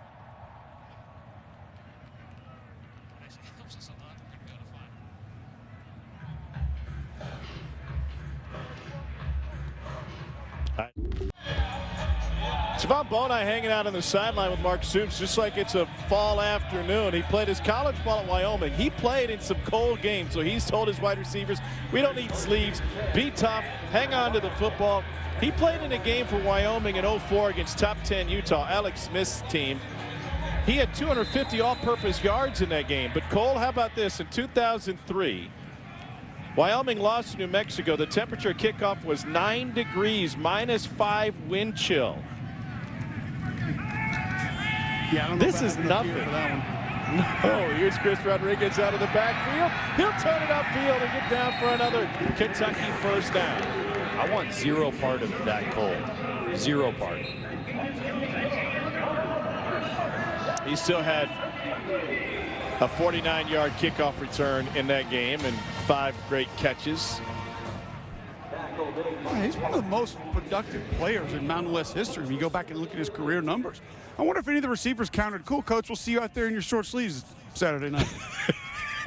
That would have been a good counter. Oh, okay, Coach. So you're going Belichick, huh?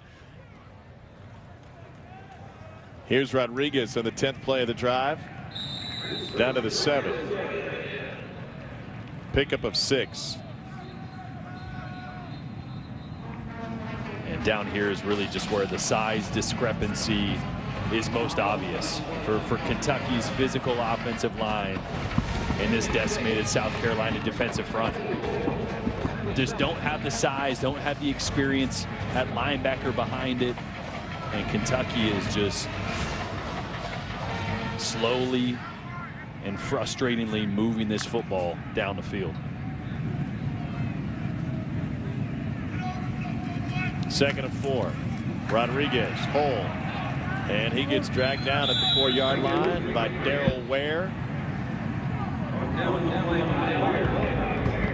That's a heck of a one-on-one tackle. Darrell Ware, 220 pounds, walk-on, came to South Carolina just looking for an opportunity. Things happen. It's been a weird season. All of a sudden, you're starting at will linebacker, playing an SEC football game, making tackles. Excellent job. Talking with T-Rob, he said, we always tell our guys next man up. Never before did we really think we're going to mean it like this season. A true next man up for South Carolina. 3rd and short.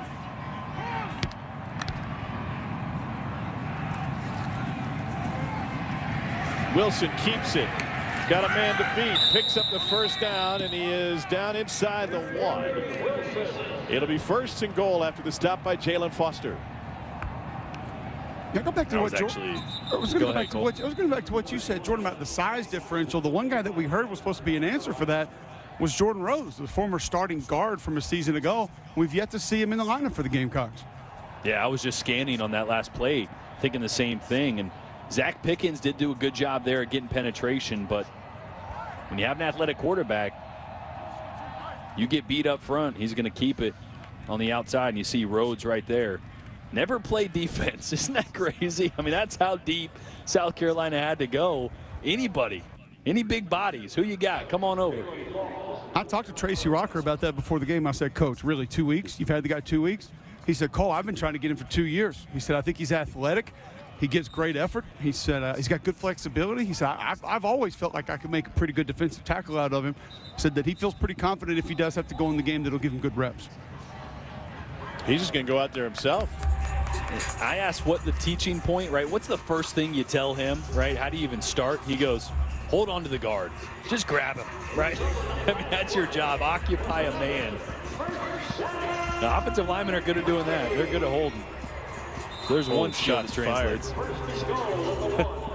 Got Bates in the backfield at the tight end position. A.J. Rose is the running back.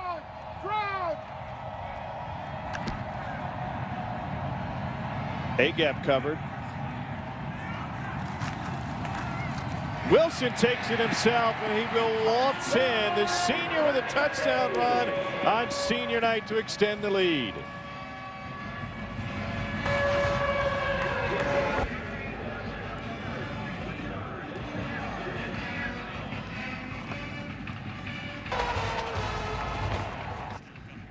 Yeah, it's just an option. This is the luxury of having an athletic quarterback. They're going to leave Damani Staley at the end of the line of scrimmage and option him.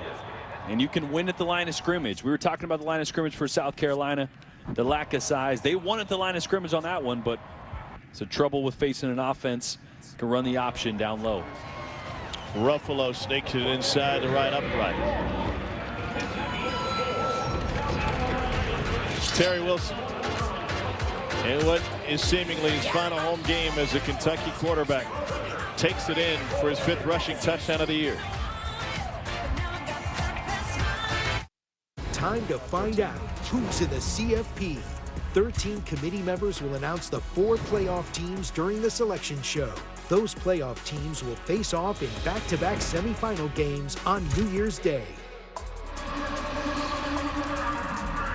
Well, it looks like Alabama's going to be participating one way or another. They still got to get by Arkansas next week and Florida in the SEC championship game. Devontae Smith, first half, 7 catches, 219 yards, 3 touchdowns. Mac Jones in this one, 15 of 19 for 338 and 4 touchdowns. By the way, there's you look at the college football playoff key dates, college football semifinals on New Year's Day. DeCarry and Joyner back. South Carolina will just fall on it. Luke Doty at quarterback for South Carolina. The last 12 minutes and 12 seconds of game time, Kentucky's run 24 plays and turned it into 17 points. They've dominated time of possession that span, 11 minutes and 40 seconds. South Carolina, no points, 3 plays, 32 seconds worth of possession.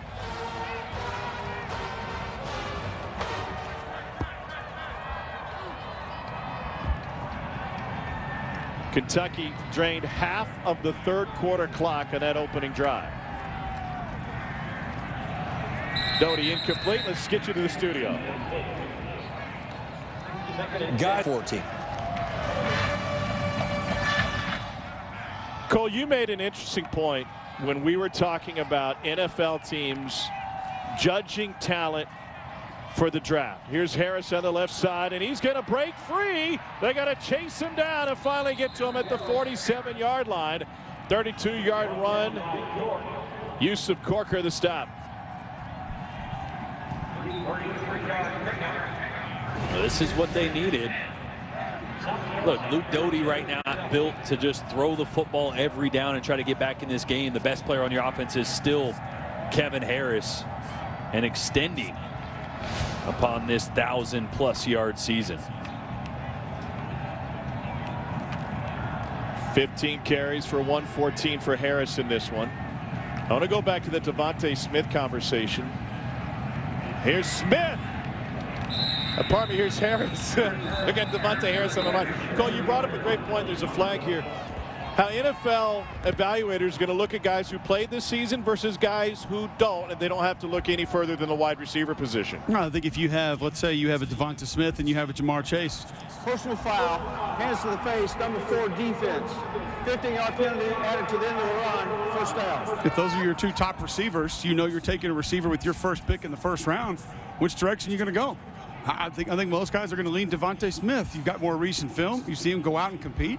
Most guys are going to like that. It's not going to be every franchise, but I think most franchises, if you're given that choice, I mean, if you have Alex Leatherwood and Penei Sewell graded the same, and you know you're taking a left tackle at 10, you can take the guy that played. You can take the guy you hadn't seen play in 370-some days. So it's just, I think it'd be very interesting, and the only thing that might prevent some of these guys quitting on their teams as we move forward and get outside of COVID will be certain situations like that, certain guys dropping for potentially not playing.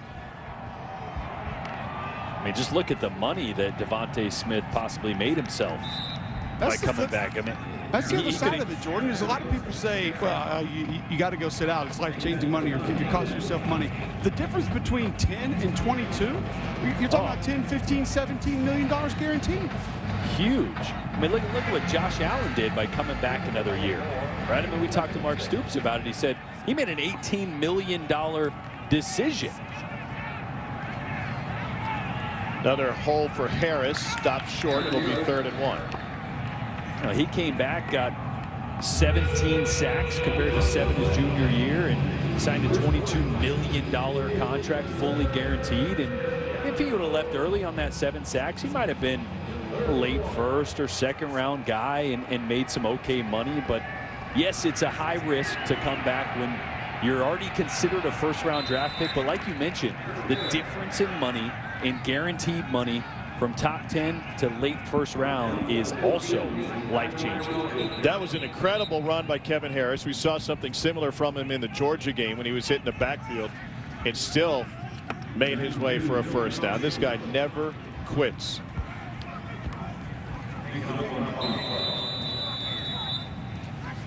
Phil Hoskins banged up. Well, if Kevin Harris is a bowling ball, he's the kind of guy that picks up all the splits. Starts on one side of the lane, finishes on the other. You think you got him? Not so much. Kevin Harris carrying South Carolina towards the goal line.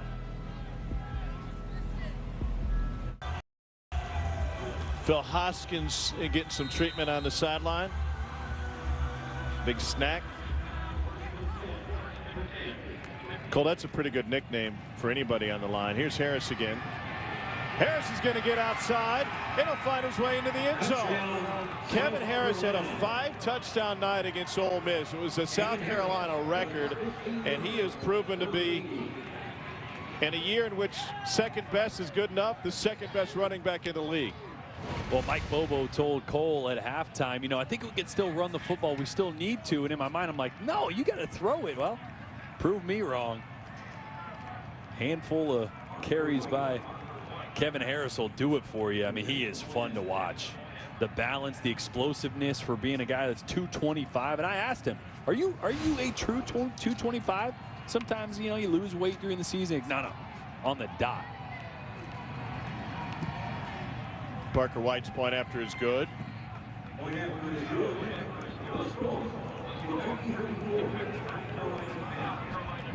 148 yards tonight. 5th 100-yard game of the season.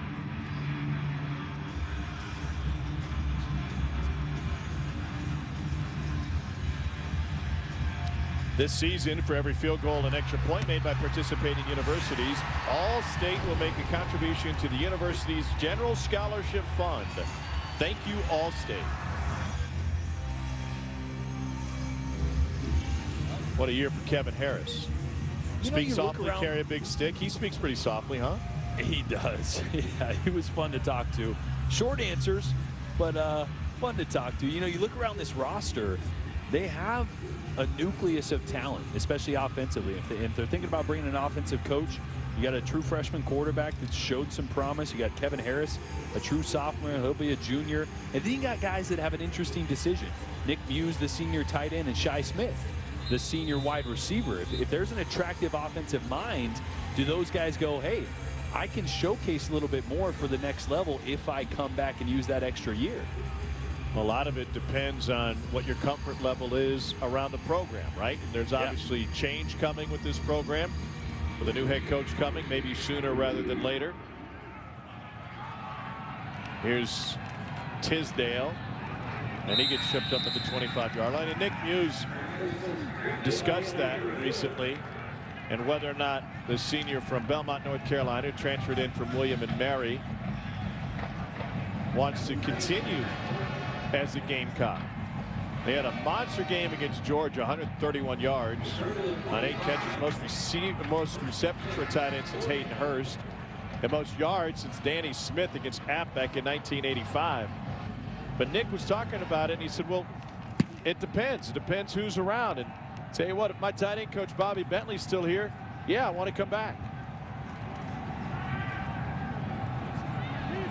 Wilson picks up 4. I mean, that's just one of those, seems like a no-brainer, right, Tom? Whoever the next head coach is, Bobby Bentley, sort of a high school coaching legend in the state of Alabama, could coach multiple positions if you needed him to, has those relationships with the players, with the other high school coaches in the state. Oftentimes we see these coaching changes and you just feel like, well, yeah, that's a shoo-in. You got to keep that guy on staff. To me, Bobby Bentley would be one, whoever the next head coach is. So Jake was the quarterback. Here's a toss to Rose. And A.J. Rose got hogtied at the 30. It's a pickup of just 2. Jamie Robinson with the stop. Talked to some people about whether to go or leave. If Bentley comes back, I'll definitely be back. So that's the one thing. Strong endorsement. Maybe a little ultimatum? Well, I would imagine that with most players, it's more than just one thing. There's a lot of moving parts.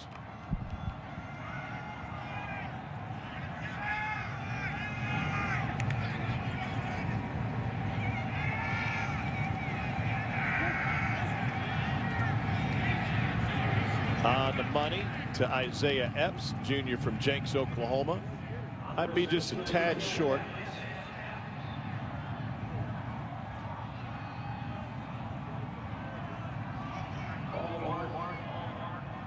Tell you what, though, senior night, Eddie Grant is allowing Terry Wilson to throw the football. Man, they pushed it downfield more than we've seen maybe all year.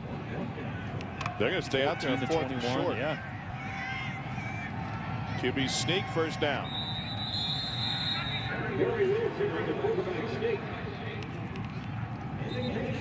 When you talk about Eddie Grant and running a wide open offense, that's what he's done in the past. That's what he was doing in Cincinnati.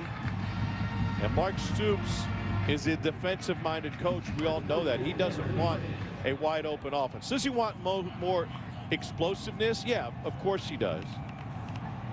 But there comes a line where, as a defensive coach, you say there's only so many different wide open offenses that I'd be comfortable with. And to have the success that Kentucky has had, it's been built on big lines on both sides of the ball.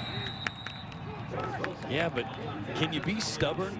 And I would say stubborn, you know, not as a negative, but in this day and age, you look across the conference and offenses are changing.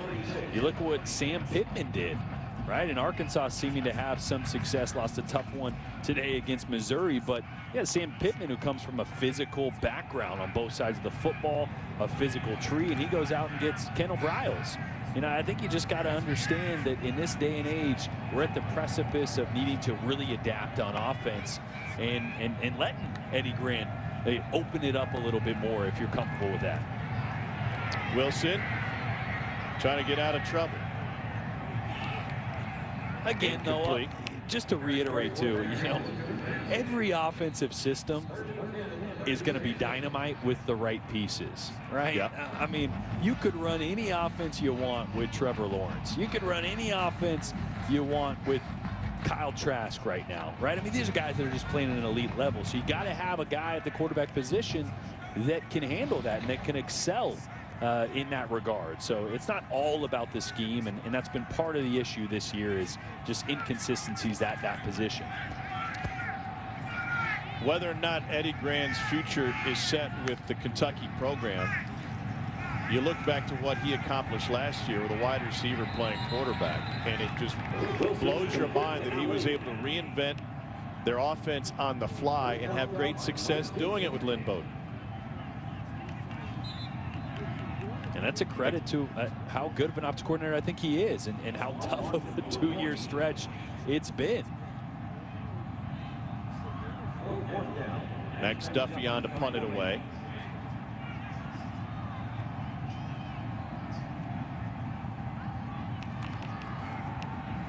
Jamie Robinson back to receive.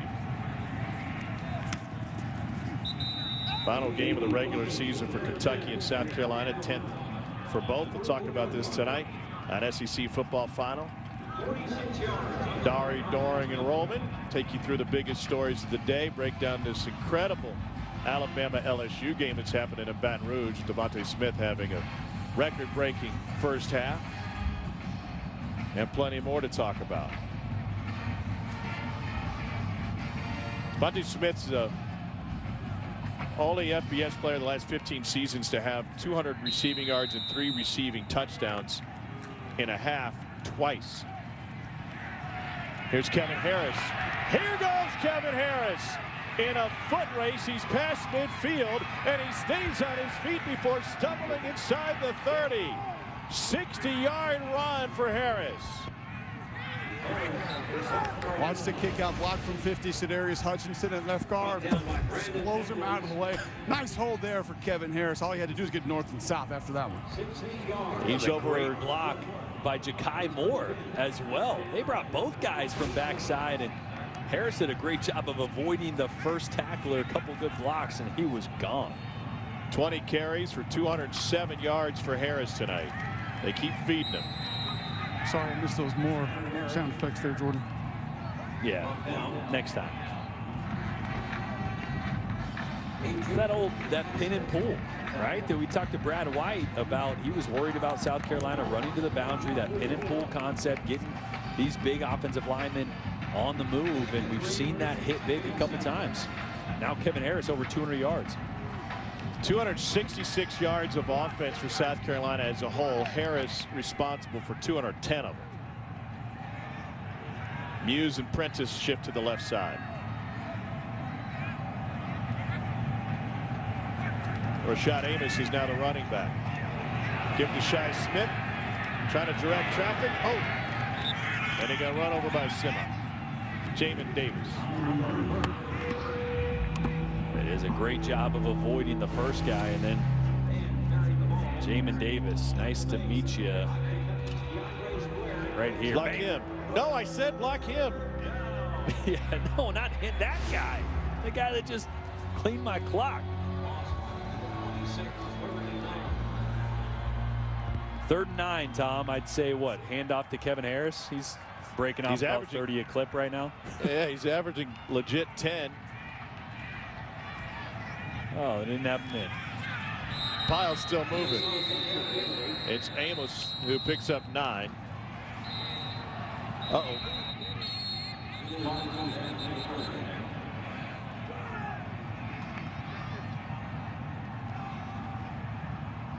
Jamin Davis mixing it up with Rico Powers.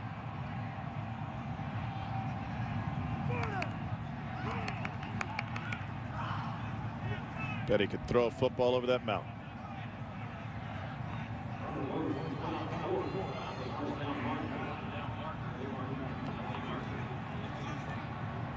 After the play, personal foul, number 84 offense, pulling the player off the foul. That's a 15-yard penalty. The down count is 4th down.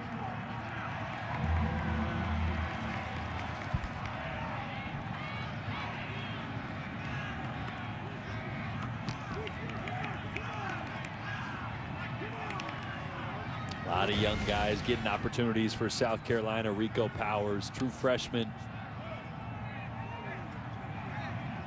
Can't pull a guy off the pile. Yeah.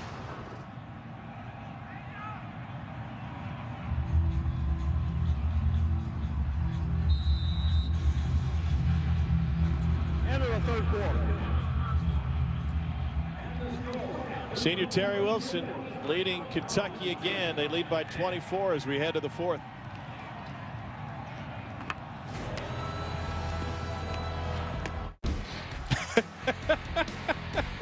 Yeah, that's about right. I thought it was interesting. Eli Drinkwitz said after the game, I didn't watch the game-winning field goal. I just watched Sam Pittman from across the field.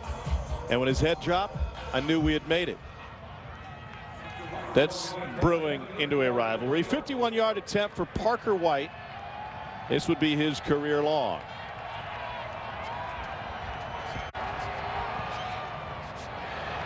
And that one would have been distance-wide good for a while, but he pulled it left. Tried to bring it within 3 touchdowns. It's a bold move, Cotton. 1st and 10, Wildcats. Well, emotional run for a lot of these players, and Terry Wilson had a chance to hear from his mom, Louise, before his senior night. Hey, T, it's Mom. I just wanted to tell you that I love you, son, and that I am so proud of your perseverance and your determination. Even through the not so good times, you have shine, shine, shine. You know, she mentioned the not so good times. There are ups and downs in every college football career. As that one's completed to Allen Daly Jr. and a flag on the play. This might be targeting.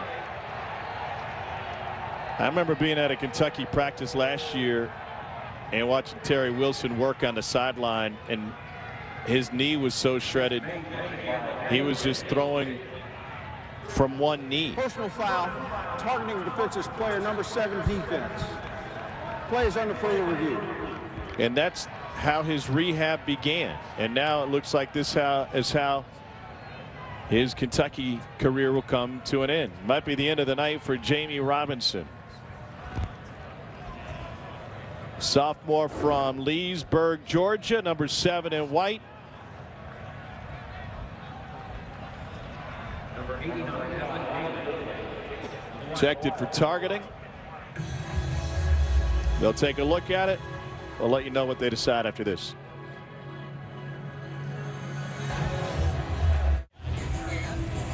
Jamie Robinson's night is done.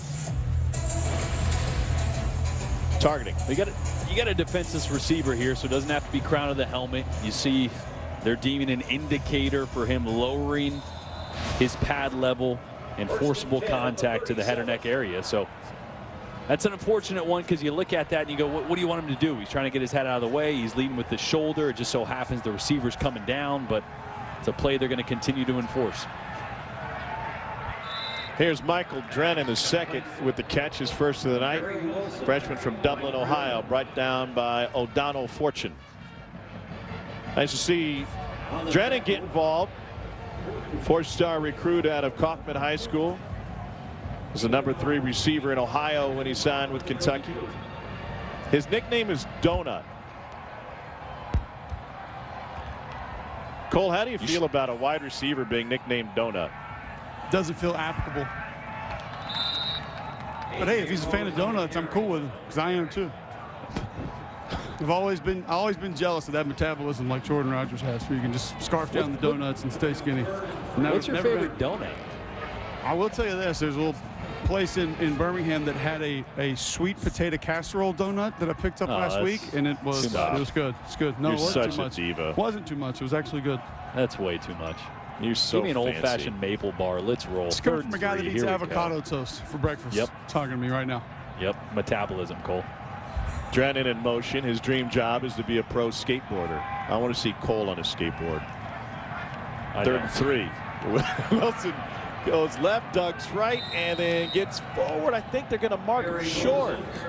Listen, I had my Tony Hawk board back in the day, my Mike McGill, rolling some Powell Peraltas. Don't even act like I couldn't skate back in the day, all right? Well, he was an ollie short of a first down here.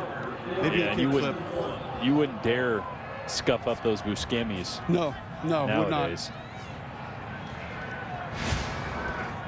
Terry Wilson, quarterback sneak again. Oh. And I think South Carolina stopped him.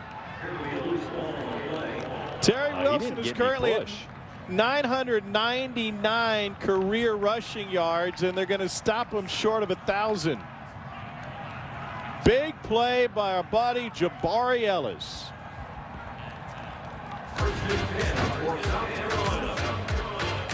Push came from the white jerseys. It's like Cole and Jordan fighting over a donut in there.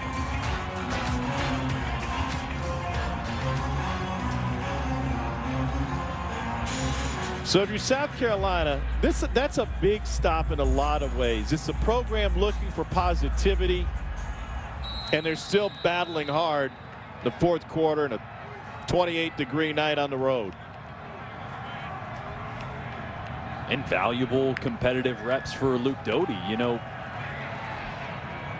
Doty going to go deep into coverage, incomplete. He was trying to find his tight end. You thought as this game got a little bit out of hand and got into a situation where South Carolina needed to throw the football, that they might go back to Colin Hill, who is admittedly a better passer than Luke Doty and has a background with Bobo. But this is about developing for the future. And although that probably is without Mike Bobo, there's a lot of players on this team that have a bright future, Luke Doty being the center of that focus, and these are valuable reps to him. Here's Rashad Amos, who picks up 4. It's a weird responsibility for this South Carolina coaching staff. Because of this season, and unless there are multiple bowl cancellations going forward that we're unaware of, South Carolina is going to go bowling with what will end up being a 2-8 record. They're likely headed to the Gasparilla Bowl down in Tampa.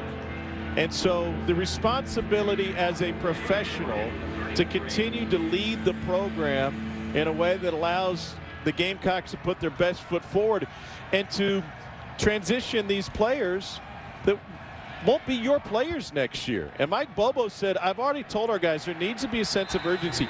You don't need to wait to put your game on tape. The chance to impress the next coaching staff is right now. That Gasparilla Bowl slated for December 26th. Union Home Mortgage Gasparilla Bowl would be against Virginia Tech. The Hokies trailing Clemson late tonight. It's going to be a little crazy to see 2-8, 3-7 teams going to a bowl game, but that's 2020 for you.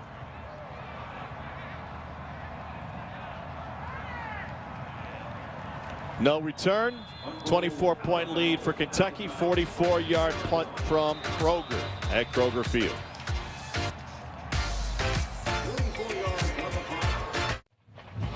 Let's take a look at the road to the championship. Brought to you by Mercedes-Benz. 1992, the old gray lady. Legion Field in Birmingham. Shane Matthews late. Intercepted by Antonio Langham. He would take it 27 yards for a touchdown. A 7-point Alabama win in the first ever conference championship game. Undefeated Bama went to the Sugar Bowl. Took down Miami for the 12th national title. Florida went to the Gator where they beat NC State. Looks like we'll have a rematch, huh? 9 previous meetings. Say that again? It's going to be a little higher this time. Yeah, probably so. Winner of that one, win the Heisman? Oh, yeah. I think that's going to be, that's like a playoff for the Heisman, right? Whoever balls out on that one. It won't be the only SEC game that day. That'll be interesting. Here's A.J. Rose. Chipped up at the 35. It's a 15-yard run. Compare the offenses. You got to pick one. Which one are you taking? Oh, I'm taking Alabama. Just because their ability to run the football. I mean, pick your poison. They can hand it off 50 times and still be elite. Florida really struggles running the football. They're more one-dimensional, but hey, if you can't stop it, you can't stop it. Both are extremely, extremely talented. That's going to be a matchup. Bama tonight just punted first possession of the second half.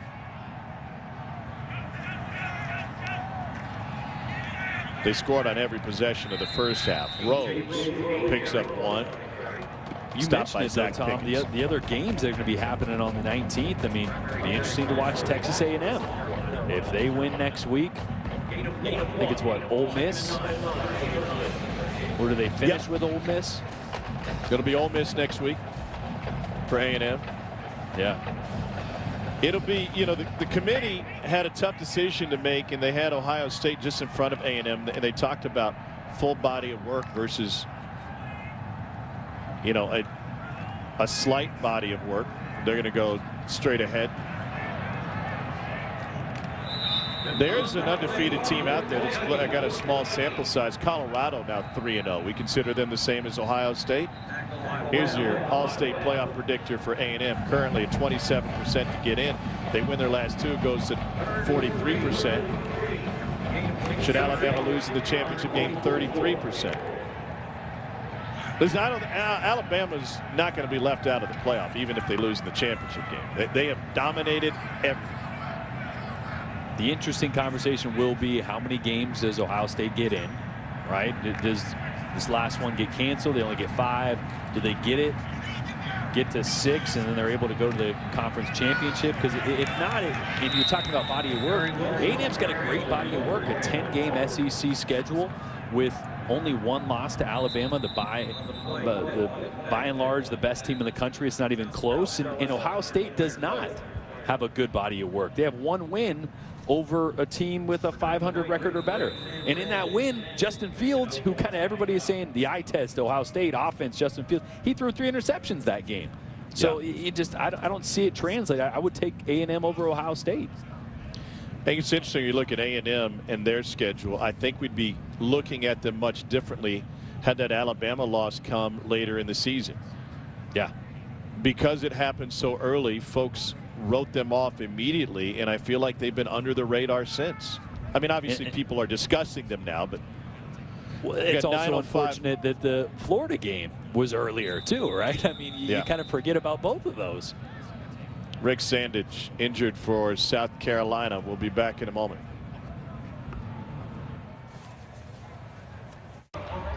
Kentucky up by 24 biggins. They're going to punt it away on 4th and 1.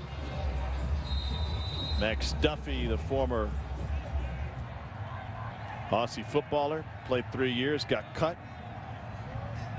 After some injuries, he said, I know what that's about.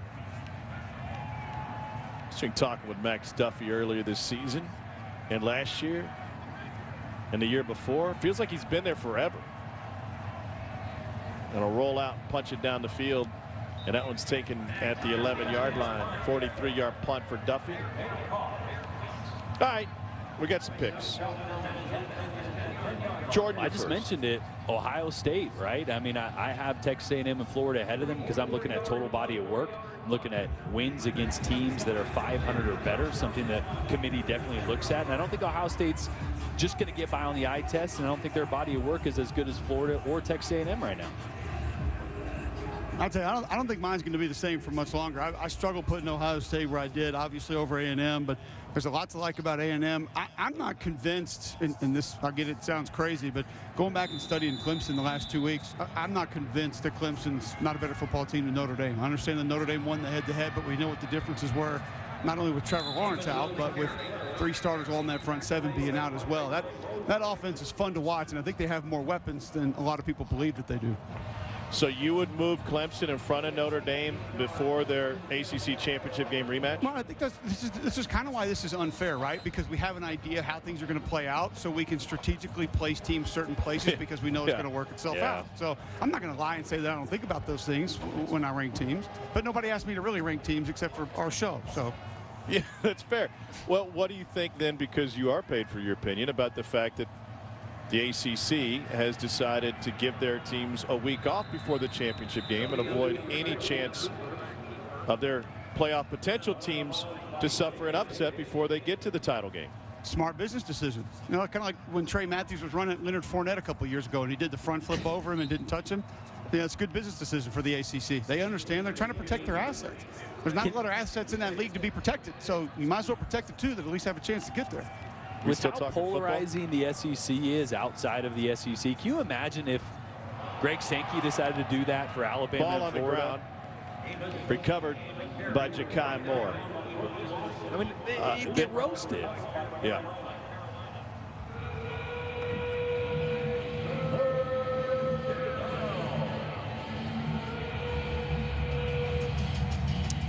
SEC fans have been given something this season, though, that they've never had before. That is a 10-game conference schedule. Did we learn anything about this year that would make us think that it would be in the interest of SEC stakeholders? And there's a lot of different elements to that. Fans, players, coaches, folks selling tickets. To go to a more robust conference schedule than where it stands now?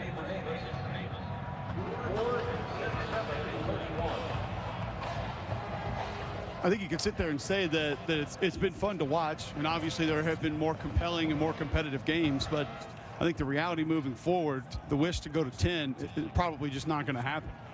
You think about what home games mean fiscally for SEC programs. You want to get as many of those as you can, and if you're playing all conference games, you're probably not going to get as many home games as if you're able to schedule a non-con or two and get to South Carolina going to fake the punt. They deliver it out to Van, and he takes it, pardon me, to Joyner, and he's got it for a first down on a pickup of 22.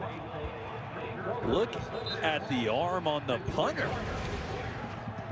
Little half roll to his leg. This is not an easy throw for a quarterback, let alone a punter.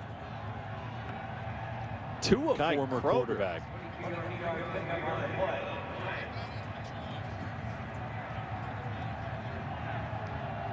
Hey, why not? 34-10, fourth quarter.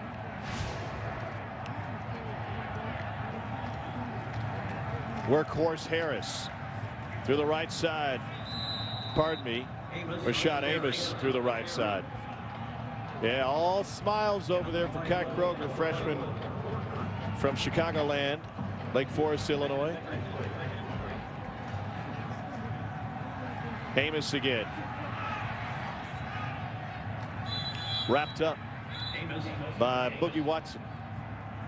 Tell you what's going to get lost in this is South Carolina has run the football really effectively against a good Kentucky defense. I know they're missing Quentin Bohanna, but this is a good, stout Kentucky defense. And South Carolina, a lot to build on here with Luke Doty, but man, they've run the football extremely well.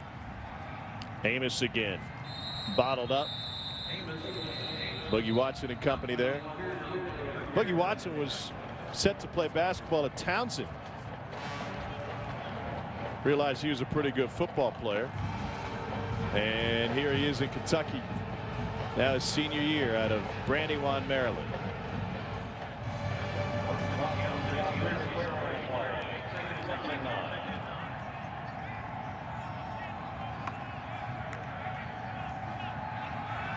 To throw. Pressure. Doty escapes. Sidearms down the field. Complete for a first down and a touchdown. Dakarian Joyner with 5:12 to go takes it in from 30 yards out. Well, here's a little glimpse of that talent. Said one of the things that impressed me most about Luke Doty at the beginning of the game was his ability to throw off platform. And Mike Bobo, one of the things he wanted to improve on this game was taking a drop. Why? Because when you take a full drop, you can actually step up in the pocket and make a play. And he does a great job right here of stepping up through the pocket and then throwing off platform. You see the sidearm release there, natural thrower of the football. That's a great play. The fake punt made it all possible.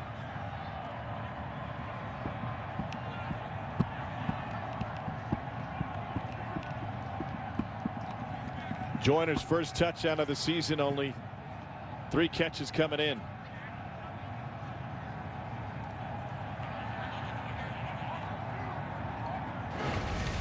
Double, triple check. See the sideline here, feet in. Oh, yeah.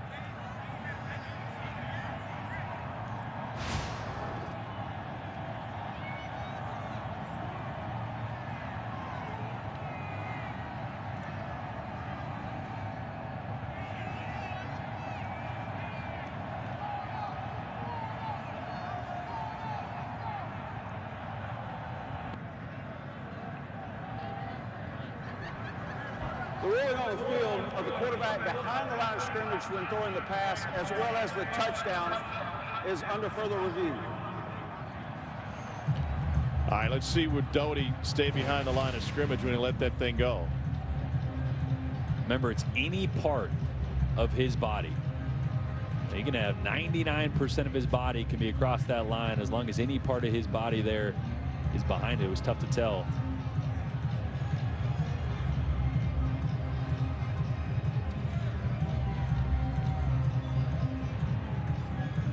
First of all, it's where the ball is when he hits the pylon, and the ball may have been behind the goal line and in the field of play, which would have him down. If that's behind his hip, behind his lead foot, that would be out of the end zone. After further review, the ruling on the field is confirmed. It's a touchdown. Yeah, the goal line extends all the way out there. It doesn't matter because he's inbounds to in the end zone. That's not an issue right there. We're looking at where the quarterback was when he threw that football, if he was across the line of scrimmage or not. So they'll confirm that.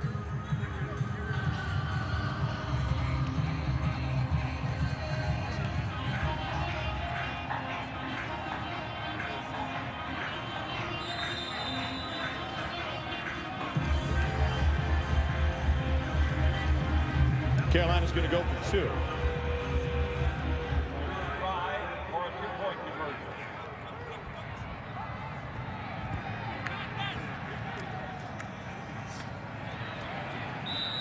Got it. Nick Muse.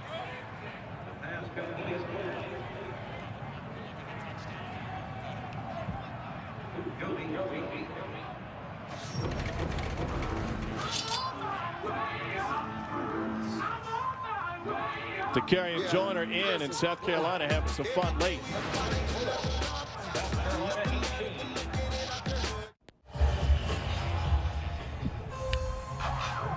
South Carolina gets a late score, 34-18.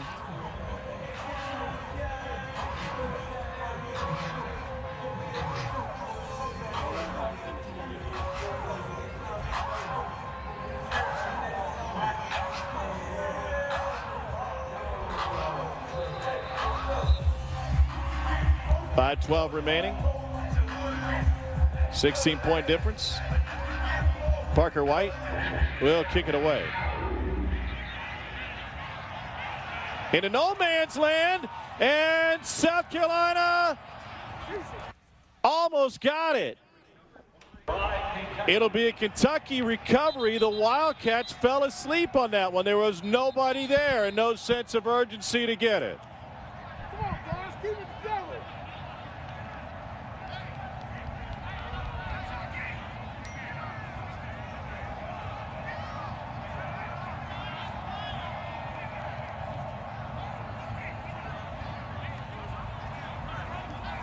Kentucky was in their hands team. Saw Josh Ali there waiting for and anticipating an onside kick, and then that one just had some English on it. Little backspin. It's hard to anticipate. You don't think that's going to happen, and Ali does a great job of breaking it up from the initial South Carolina defender there. And then Tisdale eventually fell on it. Yeah.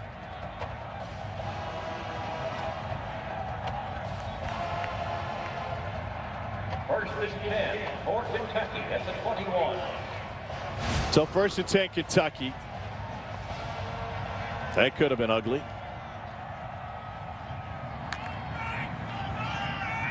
Chris Rodriguez Jr. in a tailback. He's got some fresh legs. And there he goes! Rodriguez on the first play with nothing but green. 79 yards.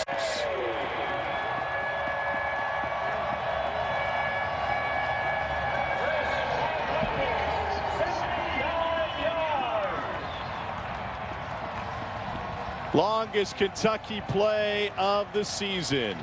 And we haven't got a chance to talk about him too much tonight, but Drake Jackson has a great block here. Sealing to the next level, gets 2 South Carolina defenders. And that's what springs it for Chris Rodriguez. Kentucky's glad to have him back. Second in the SEC at 6.4 yards per attempt, and probably increase that number a little bit tonight. Chris Rodriguez averaging 9.9 yards a carry in this one. Ruffalo with the extra point, 41-18. Comfortable. Kentucky almost as comfortable as it is here in my basement. Comfortable in the studio. Dari, what do you got? South Carolina 18. For the NCAAF scholarship fund.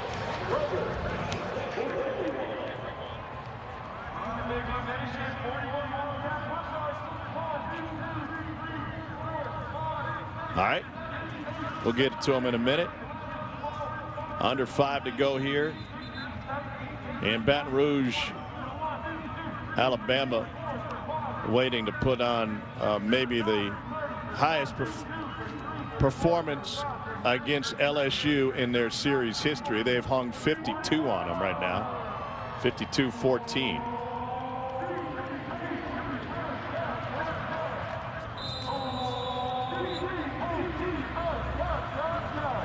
41 for Kentucky, tied for their best scoring output this season. Going back to that Ole Miss game, they lost by 1. Poor with the kickoff. No return. While we have a break in the action, let's throw it to Laura Rutledge and our friends at Academy Sports and Outdoors. Academy Sports and Outdoors is making it even easier on you with in-store pickup. It's all new and basically means you go to academy.com, order whatever you need, and come get it in store. Get in, get out, get back to having fun with your family. Cole, is your left foot still frozen? Right pinky frozen. I switched battery pack at halftime, so left foot's doing better. Only one battery pack for 2 electric socks. Why is it the right pinky? I don't know. It's interesting. Well, your tea-sipping days can continue. Doty, backwards pass. Gives it to Amos. And the freshman from Fayetteville, Georgia to Sandy Creek High School seen more work today than he's seen all season.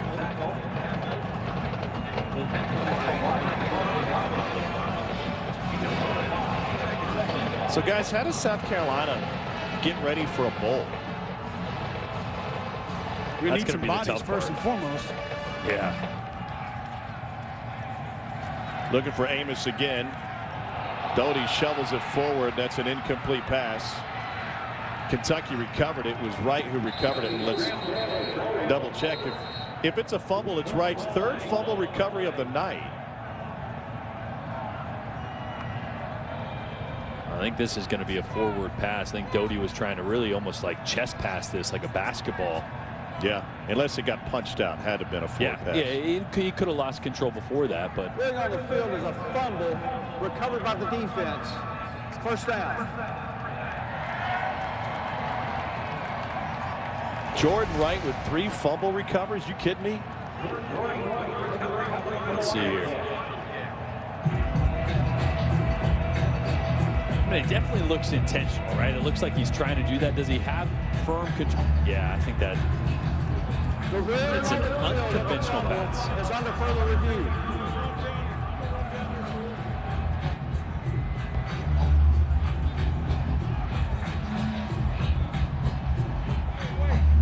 What's the prop bet on 3 fumble recoveries if there was one? You know, that happened a couple years ago when Tennessee played Virginia Tech in Bristol, and one of Tennessee's defensive backs had 3 in that game. DJ War and Peace is all over his tunes tonight, though. He's nailing it.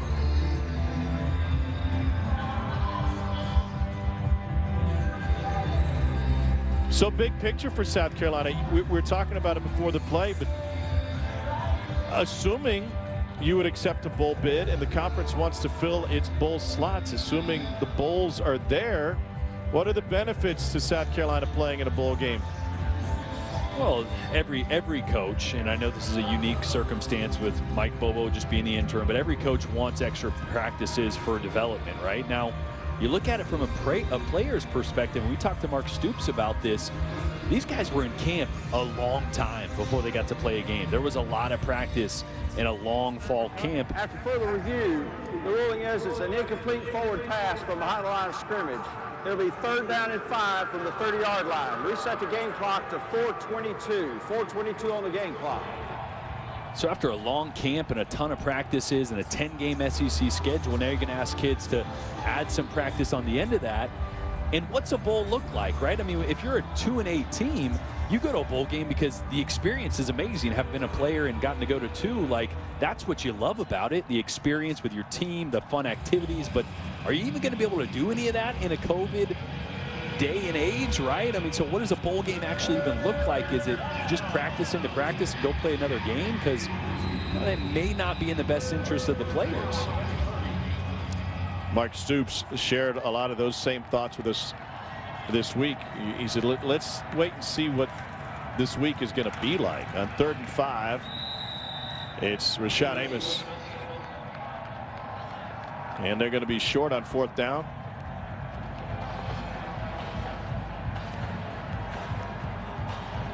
Years ago, when Nick Saban was at Michigan State, they went out to Hawaii and played in, I believe, the Aloha Bowl at the time. They had full contact practices in Hawaii. 4th and 2. Quick hitter. And he finds DeCarrion Joyner. Jared Casey with the stop. Now, times have changed since Saban was at Michigan State. You're not doing that, but at the same time, coaches across the country are trying to find proper balance.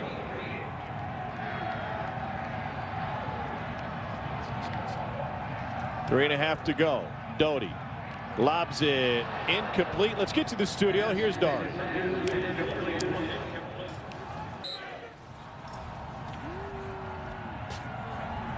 LSU just snuck a field goal inside the upright.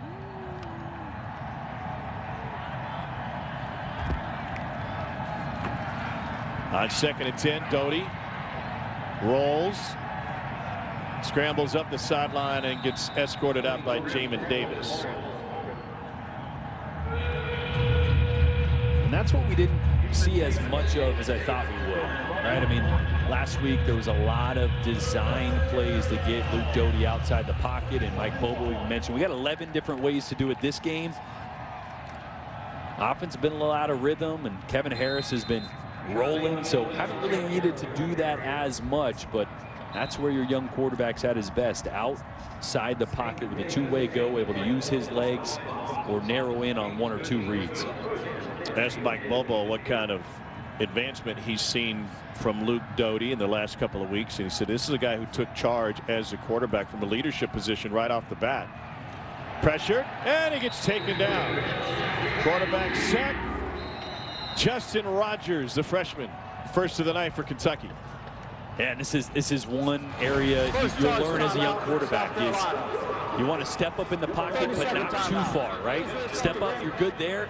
You can't run yourself into trouble, right? It's hard to get away from trouble, and you definitely can't run into trouble as a young quarterback. So you learn those small movements are better than those big strides up in the pocket. And again, these are just really good learning reps for Luke Doty. And if there is a bowl game, more practices, more experience for who knows what kind of offense next year. But whatever coach is going to get a talented, raw, young quarterback that they can start to mold in possibly a different offensive scheme. There will be a new head coach for South Carolina. Will Muschamp let go just past the midway point of this season. Said it was a very emotional meeting with athletic director Ray Tanner, and meetings have already been held with the possible next head coach in Columbia, including Shane Beamer, offensive assistant at Oklahoma, Jamie Chadwell from Coastal, Billy Napier, Louisiana, and Hugh Freeze being mentioned.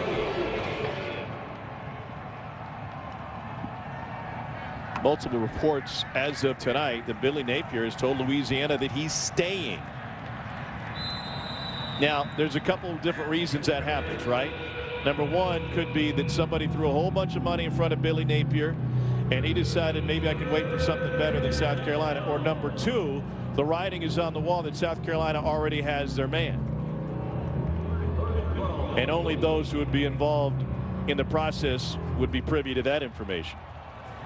And keep in mind, too, he's got a conference championship game to prepare for. On 3rd and 12, Doty rushes left. He's going to pick up the first down. Okay, you said that, but how does that impact any coach in this day and age preparing for a conference championship game that's a week away? That doesn't mean he wouldn't accept a job or put off accepting a job that he was interested in. No, but like you're saying, if he's beginning to think it's going to drag on and he's not going to be the guy, he wants to set the tone for his team to know, hey, I'm here, I'm invested.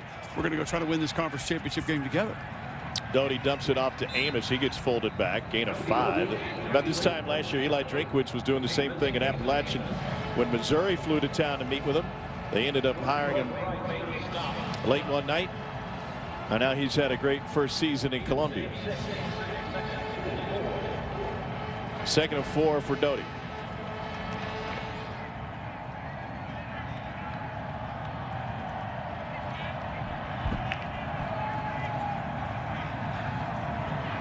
Doty escapes trouble once again and scrambles out of bounds to stop the clock. Ross Dellinger, Sports Illustrated, reporting Billy Napier staying with the Cajuns after speaking with South Carolina and has informed school officials of such. Played quarterback at Furman, was an assistant at Clemson, worked his way through the SEC as an assistant in a couple of different stints with Alabama. You got to think, just looking at the timing, right, and a few guys confirming with their school that they're coming back, doesn't it feel like it's got to be Shane Beamer then? And you feel like that there's got to be an offer that's out on the table, because we're sitting here December 6th, early signing day is December 16th. And so how quickly this happens is really important for South Carolina as well, because you want to try to salvage some of that signing class that a new coach would like to retain, and or pick up some momentum in the week and a half you have before that period to get things rolling. That is the benefit that South Carolina had by making the decision when they did. Yes. But only if they sign a guy and give him an opportunity to get that ball rolling with now only 10 days, you know. 1:36 ago, option look for the first time. Amos taken down behind the line of scrimmage. Really interesting because the regular season ends tonight for South Carolina. They've got their 10 games in the book, just like Kentucky, where other teams will continue to play for another couple of weeks. And so you could, in that scenario, the way, and like you said about the timing of all this, you could project that South Carolina could be prepared to make an announcement middle of next week if that's the case. Boy, I would think middle of next week at the latest, right? I mean, you had to be thinking of your South Carolina that you need an offer by now, and you'd love it to be accepted by early this week to give that coach enough time to figure out who's already committed, who he can bring over. I mean, that early signing period for most SEC schools, you sign a majority of your entire class.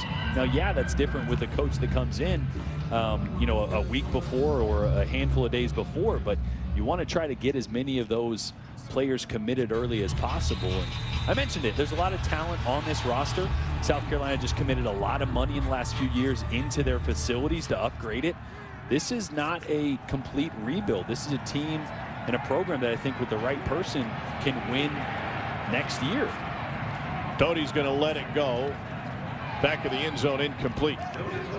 That'll leave 3rd and 10 next year.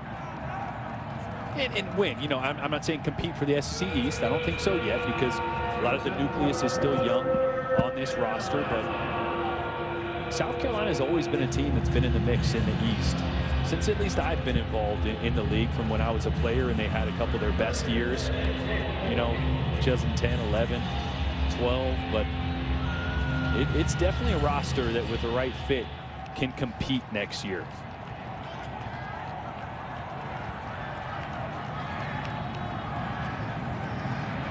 Here's Joyner. Lost the football. Scooped up by Kentucky. Boogie Watson forced it out, and it's recovered by Cordell Looney. I think you're wrong there, Tom. I don't think it's Looney. It's got to be Jordan Wright, right? It should be. Any ball that hits the ground, you're used to 15 picking it up. That's a good job here by Boogie Watson. Really didn't have to do a ton. DeCarrion Joyner there just didn't secure the football. And he's a guy that moved from quarterback to receiver last year, so the nuances of the position he's still learning and perfecting. He's a raw talent, but that was an easy one for Boogie Watson. Didn't have to punch it out.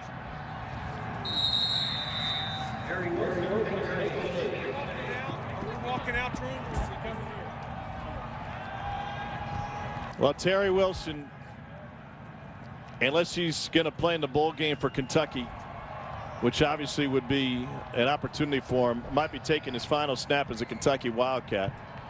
And he leaves behind an inconsistent legacy, but one that will be remembered in the Bluegrass for a long, long time.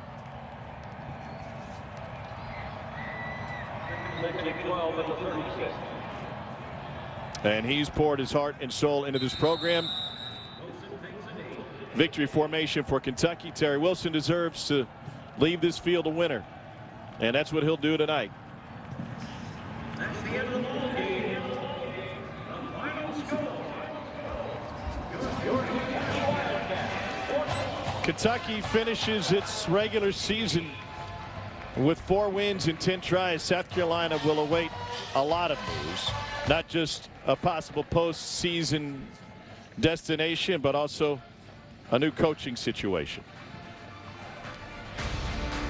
All in all, pretty good season for Kentucky given everything they've been through. Yeah, in a year where COVID and the losses they've had personal, not just on the field. I mean, this is one of the harder coaching jobs Mark Stoops has probably ever had, and these players need to get a lot of credit for what they did in adversity, and especially Terry Wilson for his career. Probably some changes coming to this Kentucky program, maybe minor, maybe a little bit more than that. But the Cats with the win tonight, 41-18. Coming up next, it's SEC Football Final, presented by Academy Sports and Outdoors. So long from Lexington and beyond. Dari, it's all you.